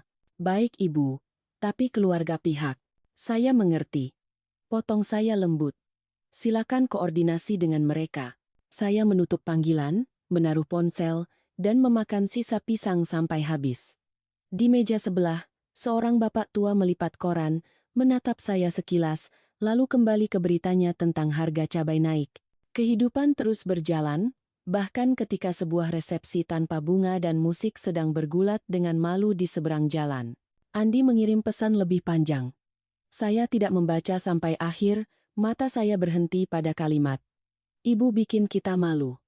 Kata kita membuat dada saya dingin sebentar, lalu hangat lagi. Malu adalah musuh yang selalu mereka titipkan di pundak perempuan yang diam. Saya memutar gelas, memperhatikan cincin murah di jari saya berkilau sebentar kena cahaya. Saya ingat bagaimana kemarin malam, setelah menutup 3 panggilan, saya duduk lama tanpa suara, mendengar kipas angin menggerutuk. Tidak ada tangis. Tidak ada teriak. Hanya ruang kosong di dada yang perlahan-lahan terisi oleh sesuatu yang lama saya lupakan, kendali. Saya membayar, mengucapkan terima kasih pada Mbok, dan berjalan perlahan di trotoar.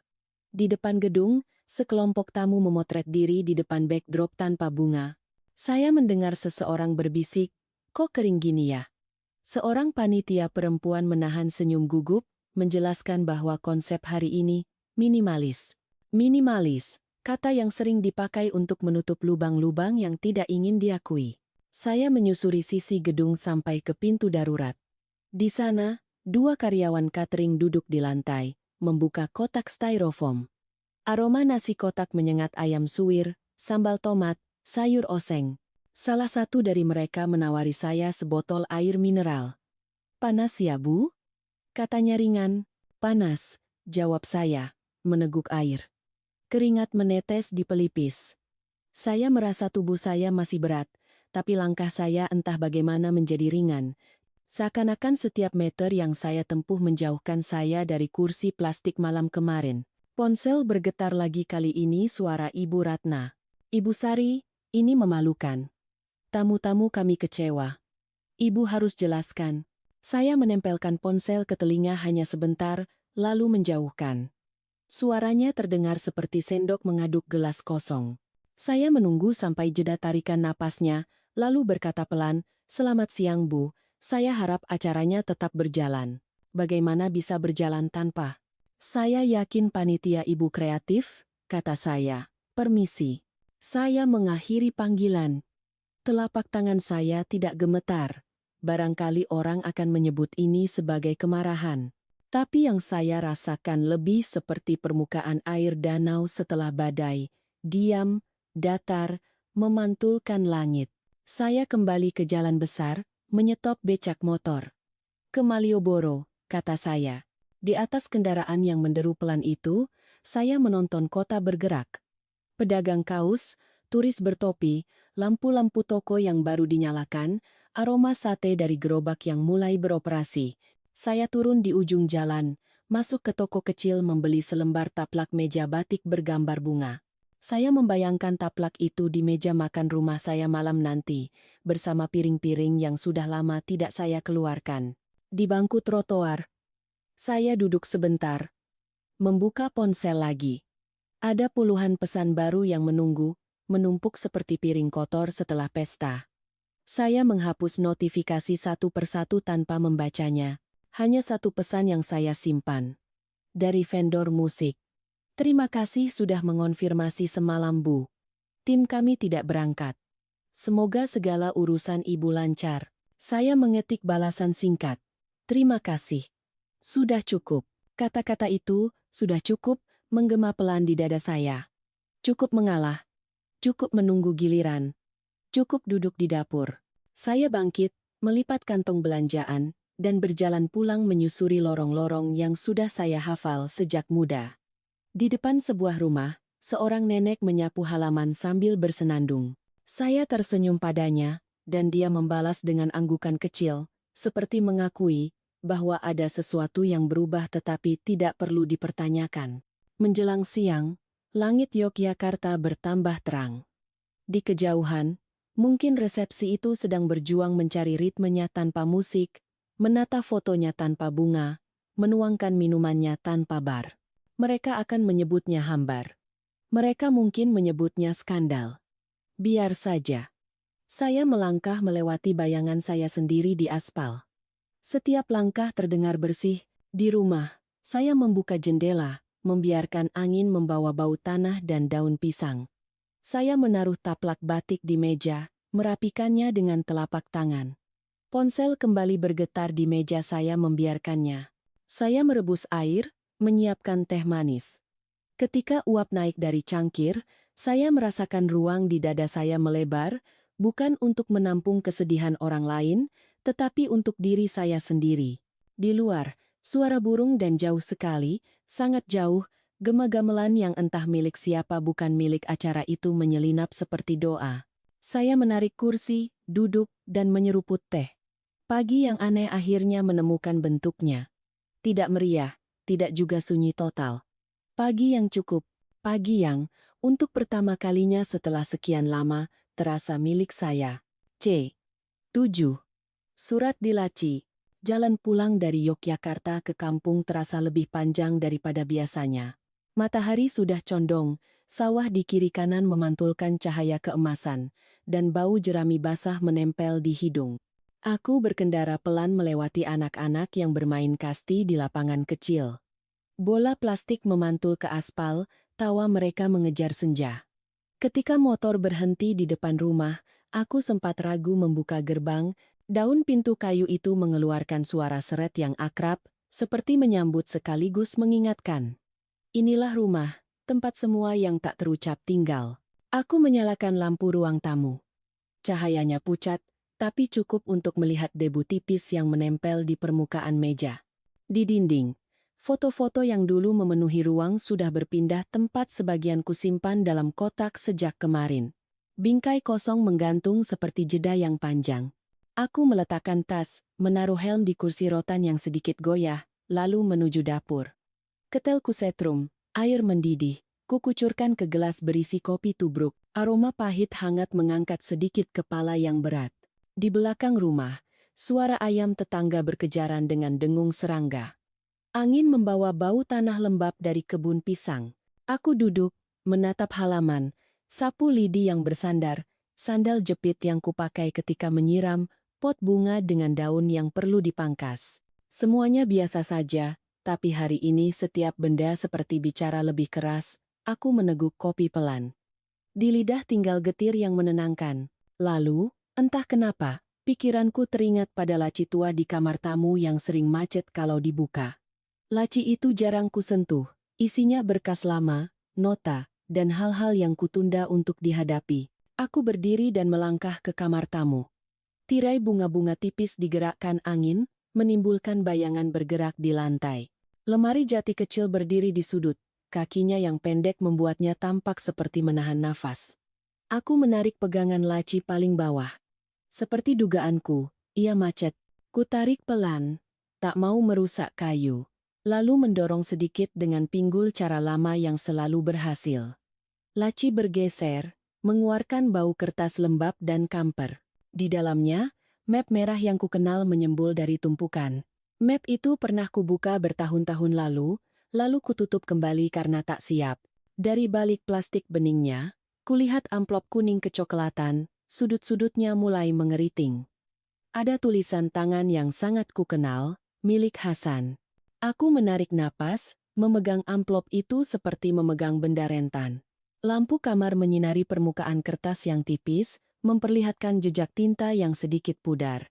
Kukoyak bagian pinggir amplop dengan hati-hati. Kertas di dalamnya terlipat dua. Saat kubuka, suara gesekannya begitu pelan, seperti bisikan yang terlambat bertahun-tahun. Margaret. Tidak, itu kebiasaan lamaku memanggil diri dengan nama lain. Aku menggeleng kecil. Sari, tulis Hasan. Aku tidak tahu apakah surat ini pernah akan kau baca. Kalimat pertama selalu menentukan. Aku menelan ludah, lalu duduk di ujung ranjang. Kertas itu bergetar halus di tanganku. Aku membaca perlahan. Hasan bercerita singkat tentang ketakutannya, tentang sesuatu yang ia simpan terlalu lama. Kata-kata berikutnya jatuh satu-satu seperti batu ke dalam sumur. Andi bukan anak kandungmu. Di udara, bunyi cicak di plafon terdengar lebih jelas. Aku menurunkan surat, memandang lantai semen yang dingin, lalu kembali membaca. Ia menulis bahwa dulu ia menerima bayi itu dari seorang perempuan yang ketakutan. Ia tak sanggup menyerahkannya ke panti. Ia memilih berbohong. Kau ibu yang paling kuat yang kukenal, tulisnya di akhir. Aku memilihmu untuk Andi. Aku menahan napas lama-lama sampai dada terasa perih, lalu menghembuskannya. Tangan kiriku, mungkin karena refleks, mengusap ujung ranjang yang halus, mencari pegangan. Di luar, motor lewat. Suara knalpotnya memantul di dinding-dinding rumah. Aku bangkit, berjalan ke jendela, membuka sedikit untuk membiarkan udara malam masuk. Di halaman, bayangan batang pisang bergeser, memanjang.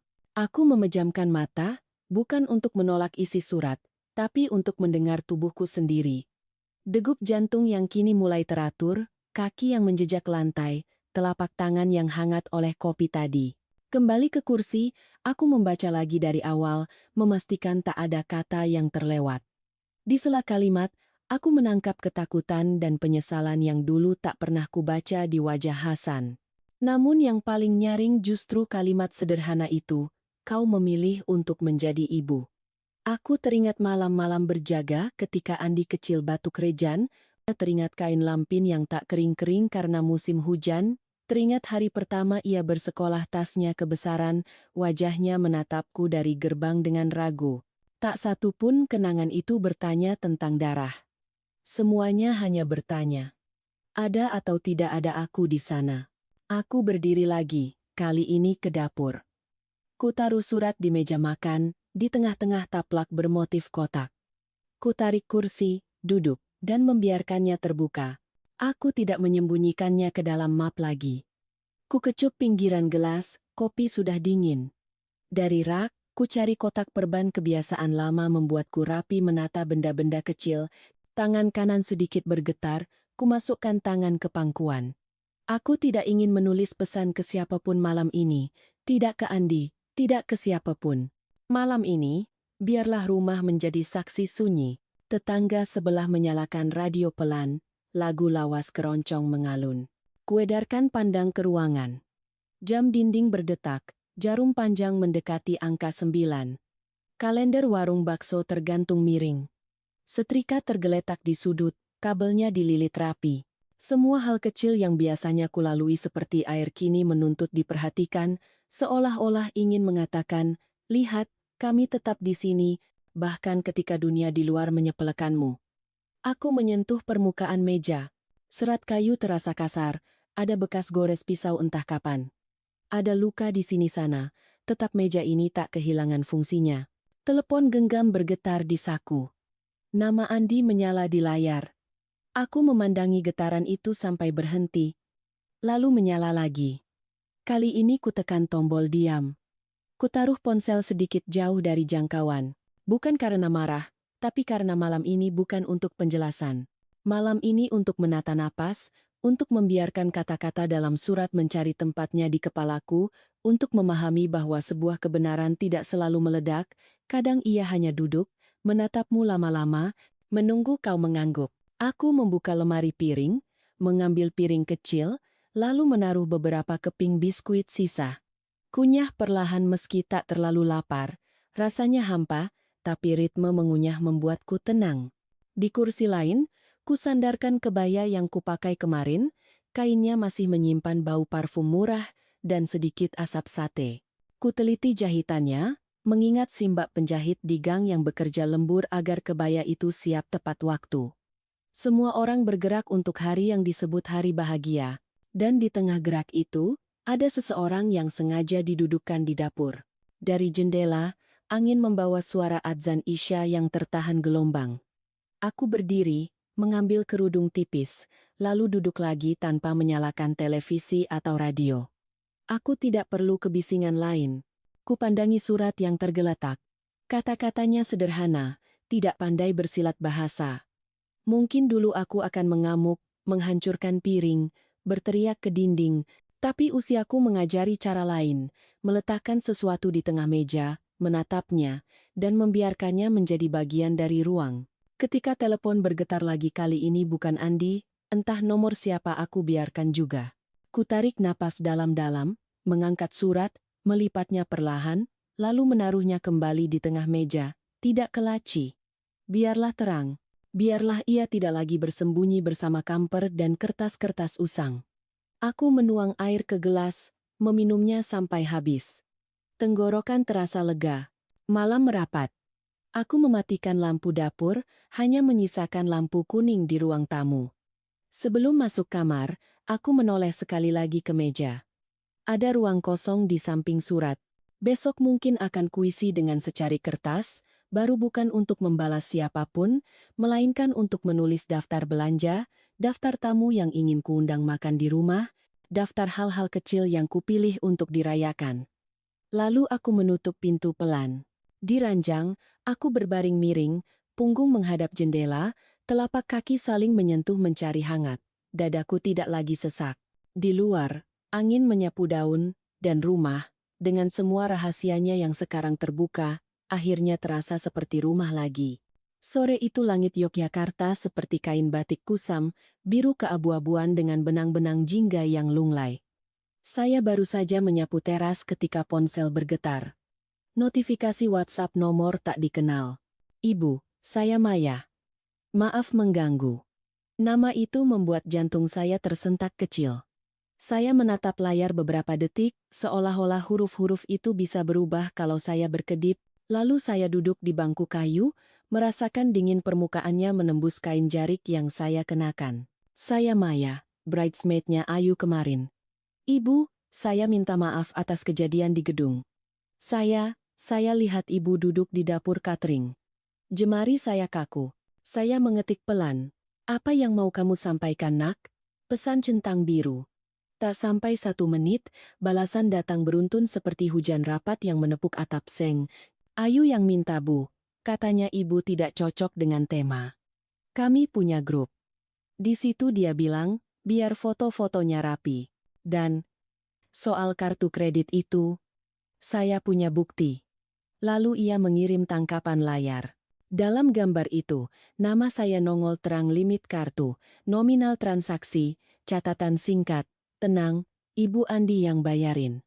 Ada emotikon ketawa, mata saya perih, tapi kali ini bukan tangis yang datang, melainkan rasa panas yang naik dari dada ke tengkuk. Azan maghrib dari musala ujung gang memotong sunyi. Saya menatap ponsel, lalu menatap halaman kecil tempat pot cabai dan serai bergoyang pelan. Kamu di mana sekarang? Tanya saya.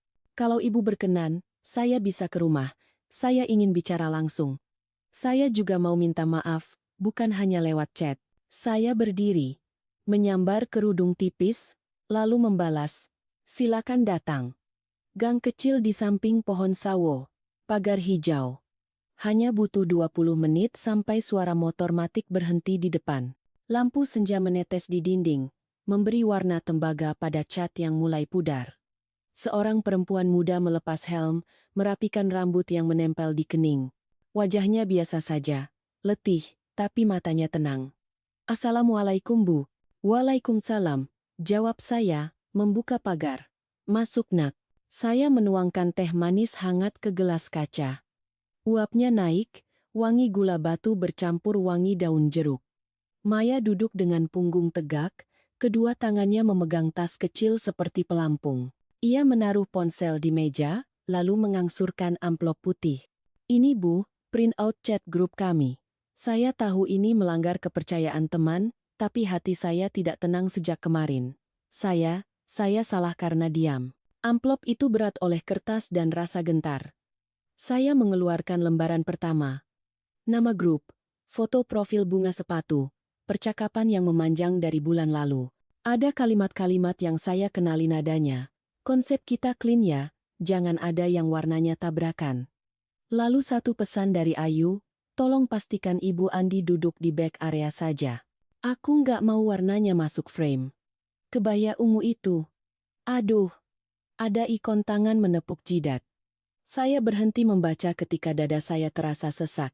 Maya menatap saya, menunggu saya marah. Mungkin. Saya mengangkat gelas, menyesap pelan. Gula yang berlebihan tiba-tiba terasa pahit. Kenapa kamu datang? Tanya saya akhirnya. Maya meremas tepi tasnya. Karena saya melihat ibu di kursi plastik, dekat panci besar, dan saya ingat ibu saya sendiri. Dia pedagang sayur di pasar. Kalau ada yang menempatkan dia begitu, saya tidak sanggup. Suaranya bergetar sedikit. Ia menarik napas dalam-dalam. Waktu saya bawa piring makanan ke ibu, saya mau bilang sesuatu, tapi saya takut Ayu melihat. Saya pengecut. Saya menggeleng. Kadang yang paling berani adalah yang mengakui telat berbicara. Saya mendorong piring kecil berisi pisang goreng ke arahnya. Makan dulu. Masih hangat. Ia memetik satu, menghembuskan uapnya, menggigit hati-hati. Terima kasih, Bu. Di luar, anak-anak tetangga berlomba dengan sepatu roda yang roda-rodanya memekik di paving. Aroma kayu bakar dari rumah sebelah menyusup lewat jendela. Malam turun perlahan seperti tirai. Maya menggeser ponsel, membuka galeri. Ini, Bu. Struk spa di Malioboro, kopi-kopi mahal buat bridal shower. Semuanya pakai kartu ibu, dia cerita di grup dengan santai. Kami ketawa, kami membiarkannya. Saya ikut tertawa. Ia menelan ludah, menatap ke meja. Tapi di kepala saya, ada suara yang bilang itu salah. Saya diam, karena saya ingin tetap dianggap bagian dari geng. Saya minta maaf. Saya menyentuh tepi kertas, merasakan pinggirannya yang tajam. Kamu sudah datang. Kamu membawa kebenaran. Itu sudah lebih dari cukup. Kaki saya menyentuh lantai dingin. Saya merasakan denyut halus di pergelangan, sisa dari malam panjang kemarin. Kamu sudah bertemu ibumu hari ini? Belum, Bu. Dia dagang subuh. Biasanya jam segini dia sudah tidur. Saya tinggal sama adik. Maya mengusap kening, tampak menimbang sesuatu. Ibu, saya tidak minta apa-apa. Saya tahu rasa dihina itu. Waktu SMA, saya pernah diminta berdiri di belakang saat foto grup, karena baju saya katanya kampungan. Rasanya seperti disapu dari foto hidup orang lain. Kata-katanya menggulung pelan, bukan sebagai penghiburan, tapi sebagai kesaksian. Saya menutup amplop. Kamu kerja apa sekarang? Saya barista paruh waktu, dan kadang jadi EO kecil-kecilan. Ayu teman kampus saya. Ia tersenyum tipis, lebih kepada dirinya sendiri. Saya pikir saya ingin berada di dekat orang-orang gaul, biar terasa pantas. Ternyata yang gaul kadang paling pandai menyembunyikan kejam. Saya berdiri, menuju dapur, menuang teh lagi. Saat saya kembali, Maya menatap foto kecil di rak saya memegang buket kecil ketika wisuda keperawatan. Ibuku tidak pernah punya foto senormal itu, katanya pelan, dia selalu ada di belakang meja jualan. Tempat di belakang bukan selalu hina, kata saya, asalkan kita bukan diseret ke sana supaya tidak terlihat. Saya duduk lagi. Besok saya akan ke bank, memblokir kartu itu, minta print transaksi. Saya juga akan kirim surat ke vendor untuk arsip. Kamu keberatan kalau saya simpan salinan chat ini? Tidak, Bu. Saya bawa untuk Ibu. Kalau Ibu butuh saya bersaksi, saya siap. Matanya mantap saat mengatakan itu, berbeda dari getar suaranya tadi. Saya menatapnya lama. Wajah muda, sedikit jerawat di pipi, garis kelelahan di bawah mata. Bukan pahlawan, bukan juga pengkhianat. Hanya seseorang yang memutuskan berhenti diam. Kamu makan lagi, kata saya. Biar manisnya benar-benar masuk. Ia tertawa kecil, mengangguk, meraih pisang goreng kedua. Di luar jendela, suara becak melewati gang. Pengemudinya bersiul lagu lama, melengkung, patah, melengkung lagi. Saya ingat malam di gedung gamelan yang memanggil banyak orang, bukan saya. Sisa rasa panas di dada perlahan reda, diganti hawa hangat yang lebih merata, seperti selimut tipis di punggung. Bu. Maya berkata setelah hening sejenak, kalau ibu butuh bantuan urus dokumen atau datang ke vendor, saya bisa temani. Saya kenal orang di floristnya, si Mbak Nilam. Dia baik, mungkin masih ada deposit yang bisa diselamatkan, kalau bukan uang, setidaknya bunga yang sudah diambil pemasok. Bunga? Saya mengangkat alis. Untuk apa? Maya mengangkat bahu, tersenyum ragu. Untuk meja makan ibu? Atau untuk orang-orang yang benar-benar mau duduk di meja itu? Ia menunduk malu setelah mengucapkannya, seperti takut kata-katanya terlalu berani. Saya merasakan sesuatu mengembang di dada yang tadi sempit. Baiklah, kata saya. Kalau begitu, kita mulai dengan itu. Bukan untuk resepsi mereka. Untuk rumah ini. Saya mendengar suara saya sendiri tidak tinggi, tidak gemetar, seolah-olah baru saja disetel ulang. Kami membicarakan hal-hal praktis, jam buka bank, rute ke toko bunga, dan siapa yang bisa mengantar kalau hujan. Maya menawarkan motornya, saya menolak, lalu kami sepakat naik ojek saja. Ia mencatat semuanya di ponselnya, membuat daftar kecil seperti panitia acara yang rapi. Ia bekerja dengan cekatan, dan saya melihat sosok pekerja keras di balik gaun bridesmaid yang kemarin berkilau di lampu panggung. Ketika ia berdiri pamit, malam telah turun sepenuhnya. Lampu-lampu rumah tetangga menyalakan corak kuning yang menenangkan, saya mengantar sampai pagar. Terima kasih sudah datang, kata saya. Terima kasih sudah memilih sulit. Maya menyalakan motor. Terima kasih Bu, sudah menerima saya. Ia mengenakan helm, lalu menunduk sopan. Kalau besok Ibu berubah pikiran, kabari saya. Saya tetap siap. Setelah suara motornya mengecil di ujung gang, saya kembali ke meja. Saya menyusun kertas-kertas, memasukkan ke map merah yang dulu saya pakai untuk menyimpan akta kelahiran Andi. Jari saya berhenti di atas map itu.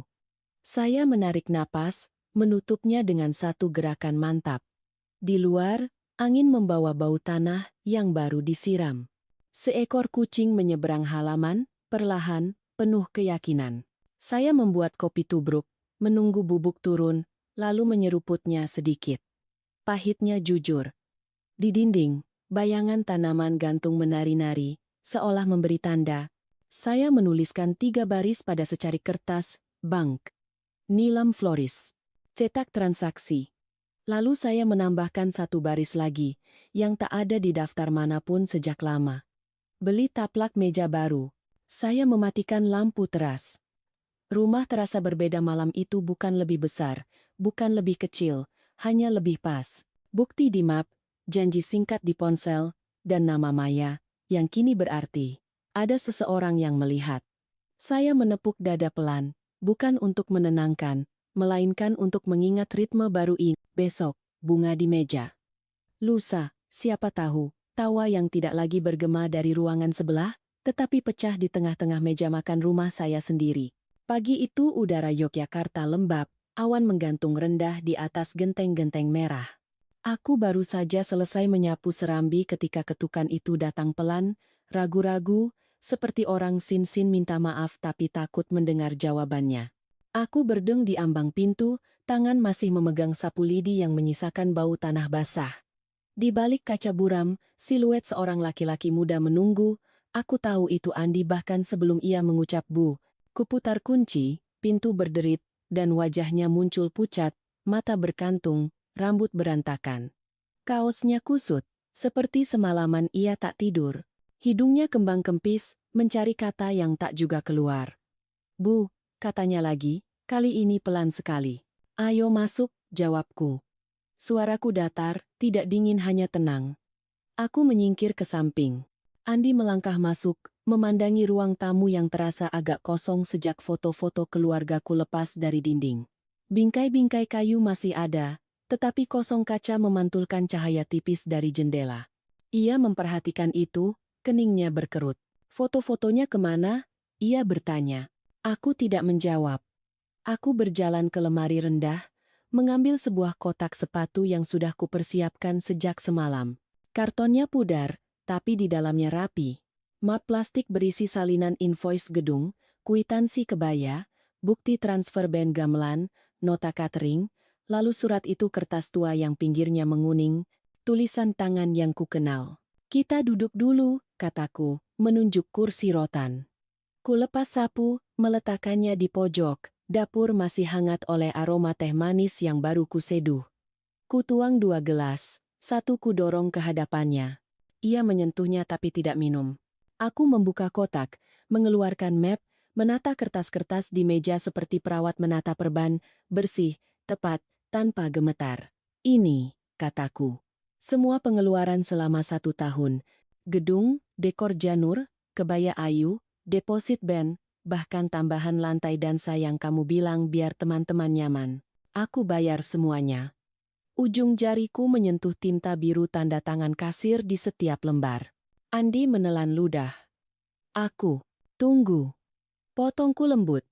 Aku mengambil selembar kwitansi lain, yang warnanya sedikit berbeda. Ini tagihan spa dan bridal shower. Bukan namaku yang membuat pesanan, tapi kartuku yang membayar. Aku meliriknya. Aku tahu kamu tidak minta. Tapi kamu diam. Ia menunduk. Napasnya bergerak resah. Aku kira, Ayu bilang nanti dia ganti. Aku pikir ibu akan mengerti, akan tetap diam. Tanyaku. Aku tak meninggikan suara. Aku hanya memastikan setiap kata mendarat di antara kami seperti batu kecil di permukaan air, menimbulkan riak yang jelas. Andi mengusap wajah. Aku salah, Bu. Ia mengangkat mata sebentar, cepat-cepat kabur lagi. Aku nggak nyangka ibu disuruh duduk di dapur. Aku kira panitia, aku pikir cuma sementara. Aku menarik napas. Aroma teh manis menenangkan tenggorokanku. Di luar, suara becak melintas, bel kerincingnya terdengar pendek. Andi, kataku. Kamu berdiri di panggung, terima kasih pada keluarga Ayu. Kamu lihat panggungnya, lihat lampu, lihat semua orang tertawa. Di belakang pintu kayu, ibumu duduk di kursi plastik, di antara wajan dan nampan sisa sate. Kamu tidak menoleh. Ia memejam. Bahunya turun. Ku keluarkan surat itu. Kulipatannya kubuka perlahan, kertas tua berdesis halus. Aku tidak menyerahkannya. Aku meletakkannya di tengah meja. Ini dari Hasan, kataku. Namanya melayang sebentar di udara, seperti nyamuk yang hendak diusir. Aku menemukannya lagi. Ia menulis sesuatu yang harus kamu baca. Aku mendorong surat itu. Andi ragu, lalu mengambilnya. Matanya bergerak dari baris ke baris, pelan, mulutnya terbuka sedikit. Wajahnya memucat lebih lagi. Jadi, aku bukan. Suaranya patah. Aku mengangguk. Sekali, kecil. Kamu sudah tahu sekarang. Ia menggigit bibir. Ibu, marah karena itu? Aku menatap kedua tanganku urat halus, bekas luka kecil dari pisau dapur, kulit menebal di jari telunjuk akibat pekerjaan lama. Tangan yang pernah menurunkan demammu dengan kompres, yang menjahitkan badge pramukamu di kemeja putih, yang mengantar sepeda pertamamu di pagi lebaran. Bukan, kataku. Aku mengangkat wajah, menatap anak yang kubesarkan. Aku tidak marah karena kamu bukan anak kandung. Aku marah karena kamu diam karena kamu membiarkan orang-orang menaruh ibumu di dapur dan kamu tidak membuka mulut. Andi menahan napas. Aku takut, Bu, katanya lirih. Aku takut merusak suasana. Ayu. Ayu bilang foto-foto harus rapi. Kursi depan mesti sesuai tema. Aku bodoh. Aku kira nanti aku bisa jelasin ke ibu. Aku pikir ibu akan memaafkan. Maaf itu bukan selimut, jawabku. Maaf itu pintu yang harus kamu buka dari dalam. Aku meraih satu lembar kwitansi lagi, lalu menutup mapnya. Kamu tahu, malam itu aku pulang, aku lihat daftar belanjaan. Aku hancur, tapi tanganku tidak gemetar waktu aku menelpon vendor. Aku ucapkan terima kasih, lalu ku bilang, besok tidak perlu datang. Bunga, gamelan, bar semuanya. Aku menatapnya tenang. Itu bukan balas dendam. Itu hanya aku menarik kembali tanganku dari meja yang menolakku duduk. Andi menunduk semakin dalam. Dari arah dapur, jam dinding berdetak, lambat dan jelas. Sekor kucing tetangga mengeong di tembok samping, melewati bunga melati yang baru mekar. Aku ngerti kalau ibu benci aku sekarang, katanya akhirnya. Aku menghelen. Benci itu kata yang mudah. Aku tidak mau hidupku mudah hanya karena kata.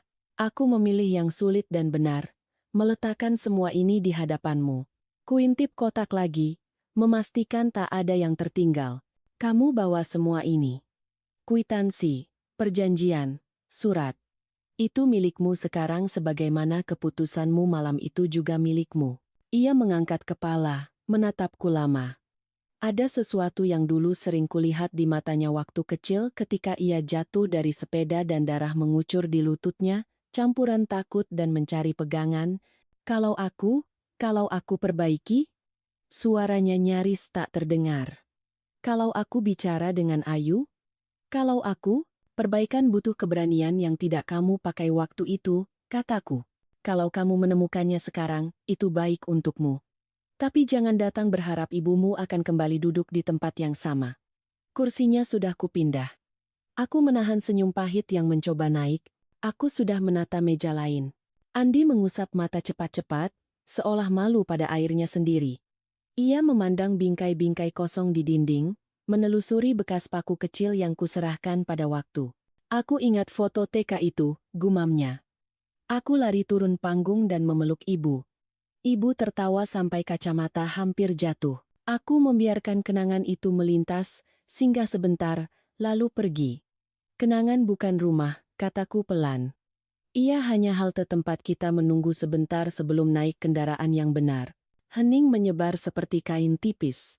Di luar, seorang penjual sayur berteriak pelan. Bayem. Kangkung. Suara rantai sepeda menjerit, lalu menjauh. Aku berdiri, mengangkat kotak, menutupnya rapat, dan menyerahkannya ke pangkuannya. Beratnya membuat tanganku sedikit turun.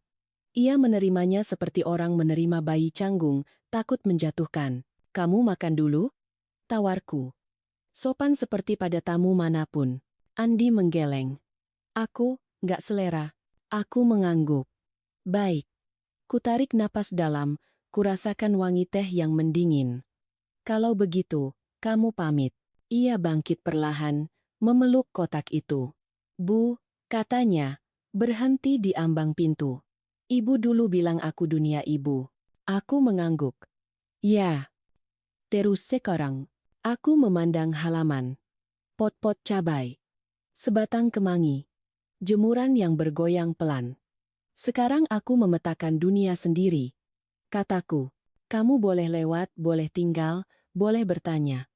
Tapi pintunya tidak lagi mengarah ke dapur orang lain. Ia menatapku lama, bibirnya bergetar. Maaf, ucapnya akhirnya, sederhana, tanpa hiasan. Aku condong sedikit. Mencium keningnya seperti dulu sekilas. Hangat, cukup untuk mengingat bahwa kulit ini pernah kubungkus selimut di malam demam. Lalu aku mundur. Jalan, Andi, kataku. Hati-hati. Ia melangkah. Di teras, ia menoleh sekali, lalu menuruni anak tangga. Aku menutup pintu perlahan. Klik. Kunci berputar.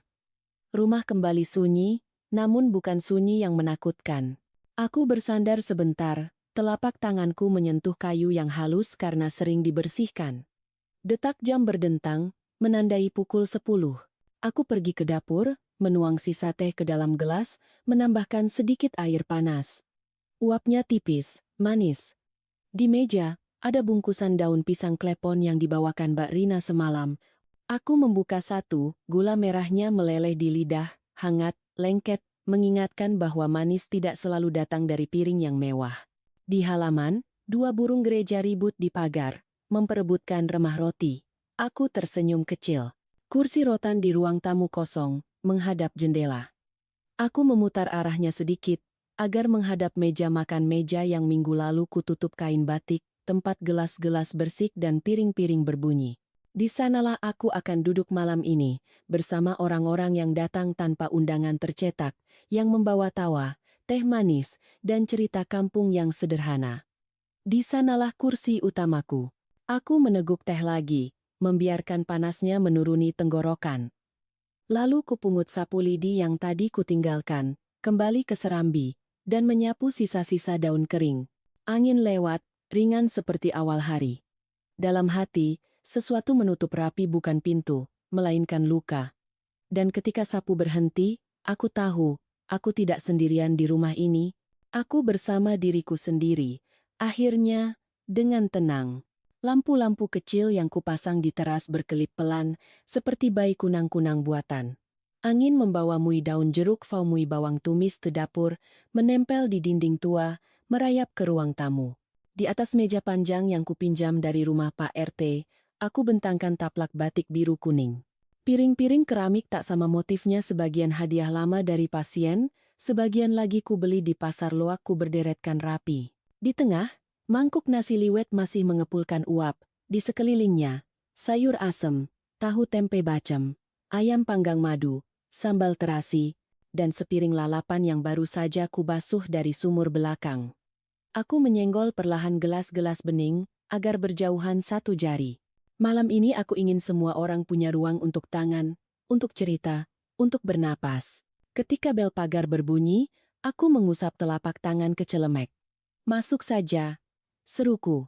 Pintu terbuka, dan Mbak Rina muncul dengan rambut diikat asal, menenteng toples kerupuk udang yang menebar bunyi renyah setiap langkahnya. Duh, rumahmu wangi sekali, Bu Sari, katanya sambil melepas sandal. Di belakangnya, Pak Hendra membawa termos teh manis yang masih hangat, uapnya menutup sebagian wajahnya seperti topeng. Saya takut kurang gula, katanya, lalu tertawa. Suster Maya datang paling akhir, berkemeja putih sederhana, satu tangan memeluk kotak kardus kecil. Klepon, katanya, menepuk kotak itu bangga. Kalau bocor, maaf, aku tadi naik motor ngebut. Kami saling berpelukan di ambang pintu, tidak perlu kata-kata panjang. Mereka sudah tahu, sedikit banyak, apa yang terjadi. Di tempat duduk, aku menambahkan kursi plastik hijau yang biasa kupakai di halaman. Kaki-kaki kami menyentuh lincak bambu, menimbulkan suara tek-tek kecil. Aku memintanya terdengar, sebagai bukti kami ada. Aku bantu sendokkan, ya, kata Mbak Rina.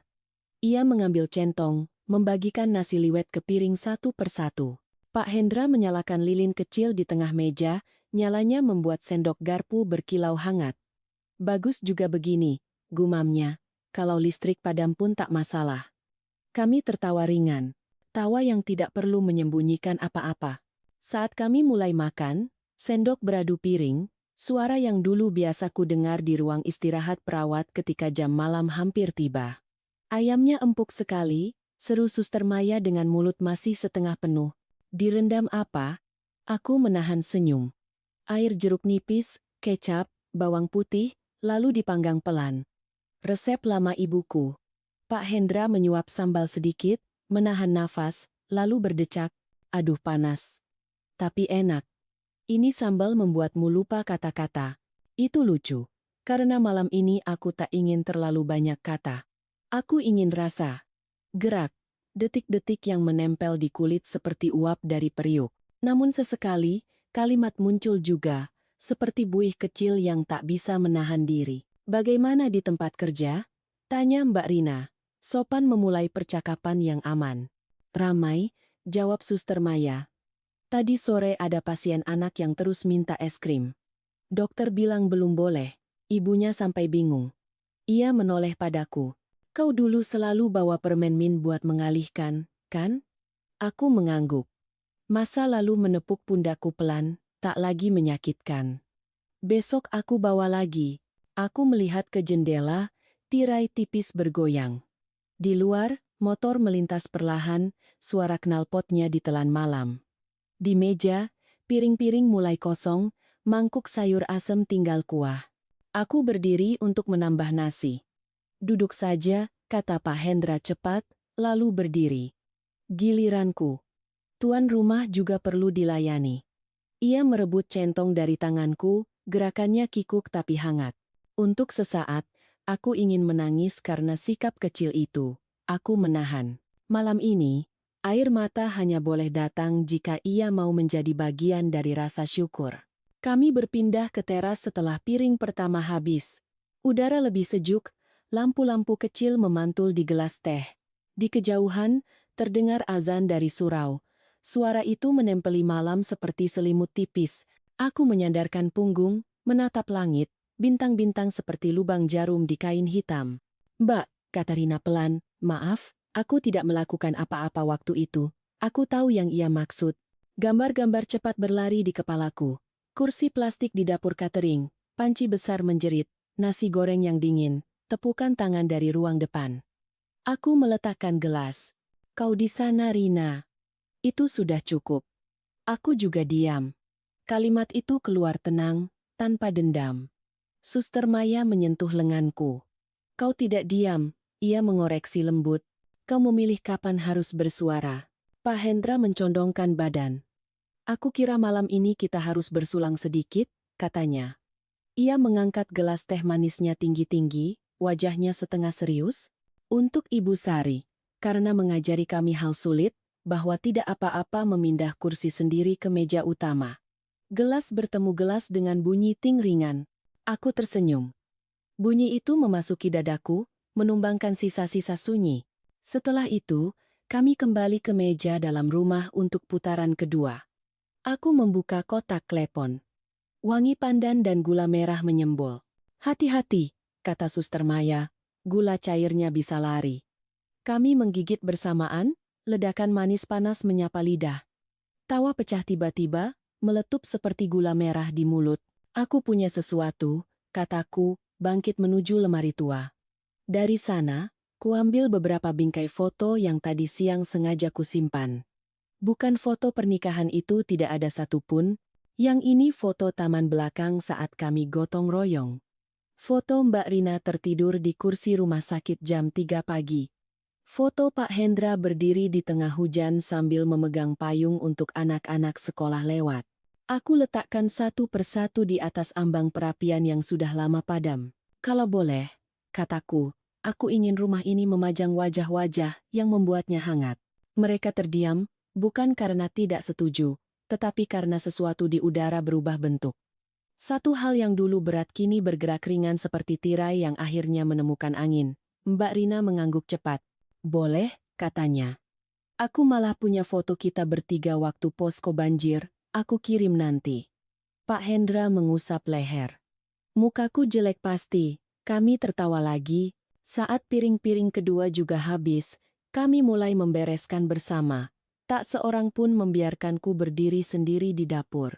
Suster Maya menyikat panci, Mbak Rina menyusun piring, Pak Hendra menyapu remah-remah klepon yang kabur dari piring. Aku lupa kapan terakhir kali dapurku sehidup ini, kataku. Dapur itu harus bising, jawab Maya. Kalau terlalu sunyi, masakannya sedih. Hampir jam 9, ketika mereka bersiap pulang, di ambang pintu, satu persatu memelukku, pelukan yang tidak menutup luka, tetapi menyuruhnya bernapas. Kalau butuh apa-apa, panggil saja, kata Pak Hendra, menepuk pundakku. Aku 2 rumah di sebelah, pura-pura tuli pun tetap dengar. Kami tertawa, lalu mereka melangkah ke halaman, sandal menyeret tanah, motor dinyalakan. Lampu belakang memerah, pelan menjauh seperti kunang-kunang raksasa. Ketika pintuku tutup, rumah terasa lain. Bukan sepi, melainkan terisi. Ada piring yang masih meneteskan air di rak, ada wangi pandan tersisa di udara, ada lilin yang mulai pendek. Aku berjalan ke meja, menuang sisa teh ke gelasku. Di kursi utama, kursi yang dulu jarang kupakai, karena selalu kuberikan pada tamu, aku duduk. Kakiku kutopang pada palang kayu di bawah meja, merasakan getarnya yang halus. Aku mengangkat gelas, menatap sekeliling. Dinding tua dengan cat sedikit terkelupas, foto-foto baru yang akan segera dipasang, tirai tipis yang terus bergerak. Di luar, malam berangsur dingin. Di dalam, sesuatu tetap hangat. Bukan makanan, bukan lilin, melainkan keputusan yang akhirnya kupilih tanpa minta izin dari siapapun. Aku akan duduk di sini, di kursi ini, di meja ini, bukan karena seseorang menunjukku, melainkan karena aku memang berhak.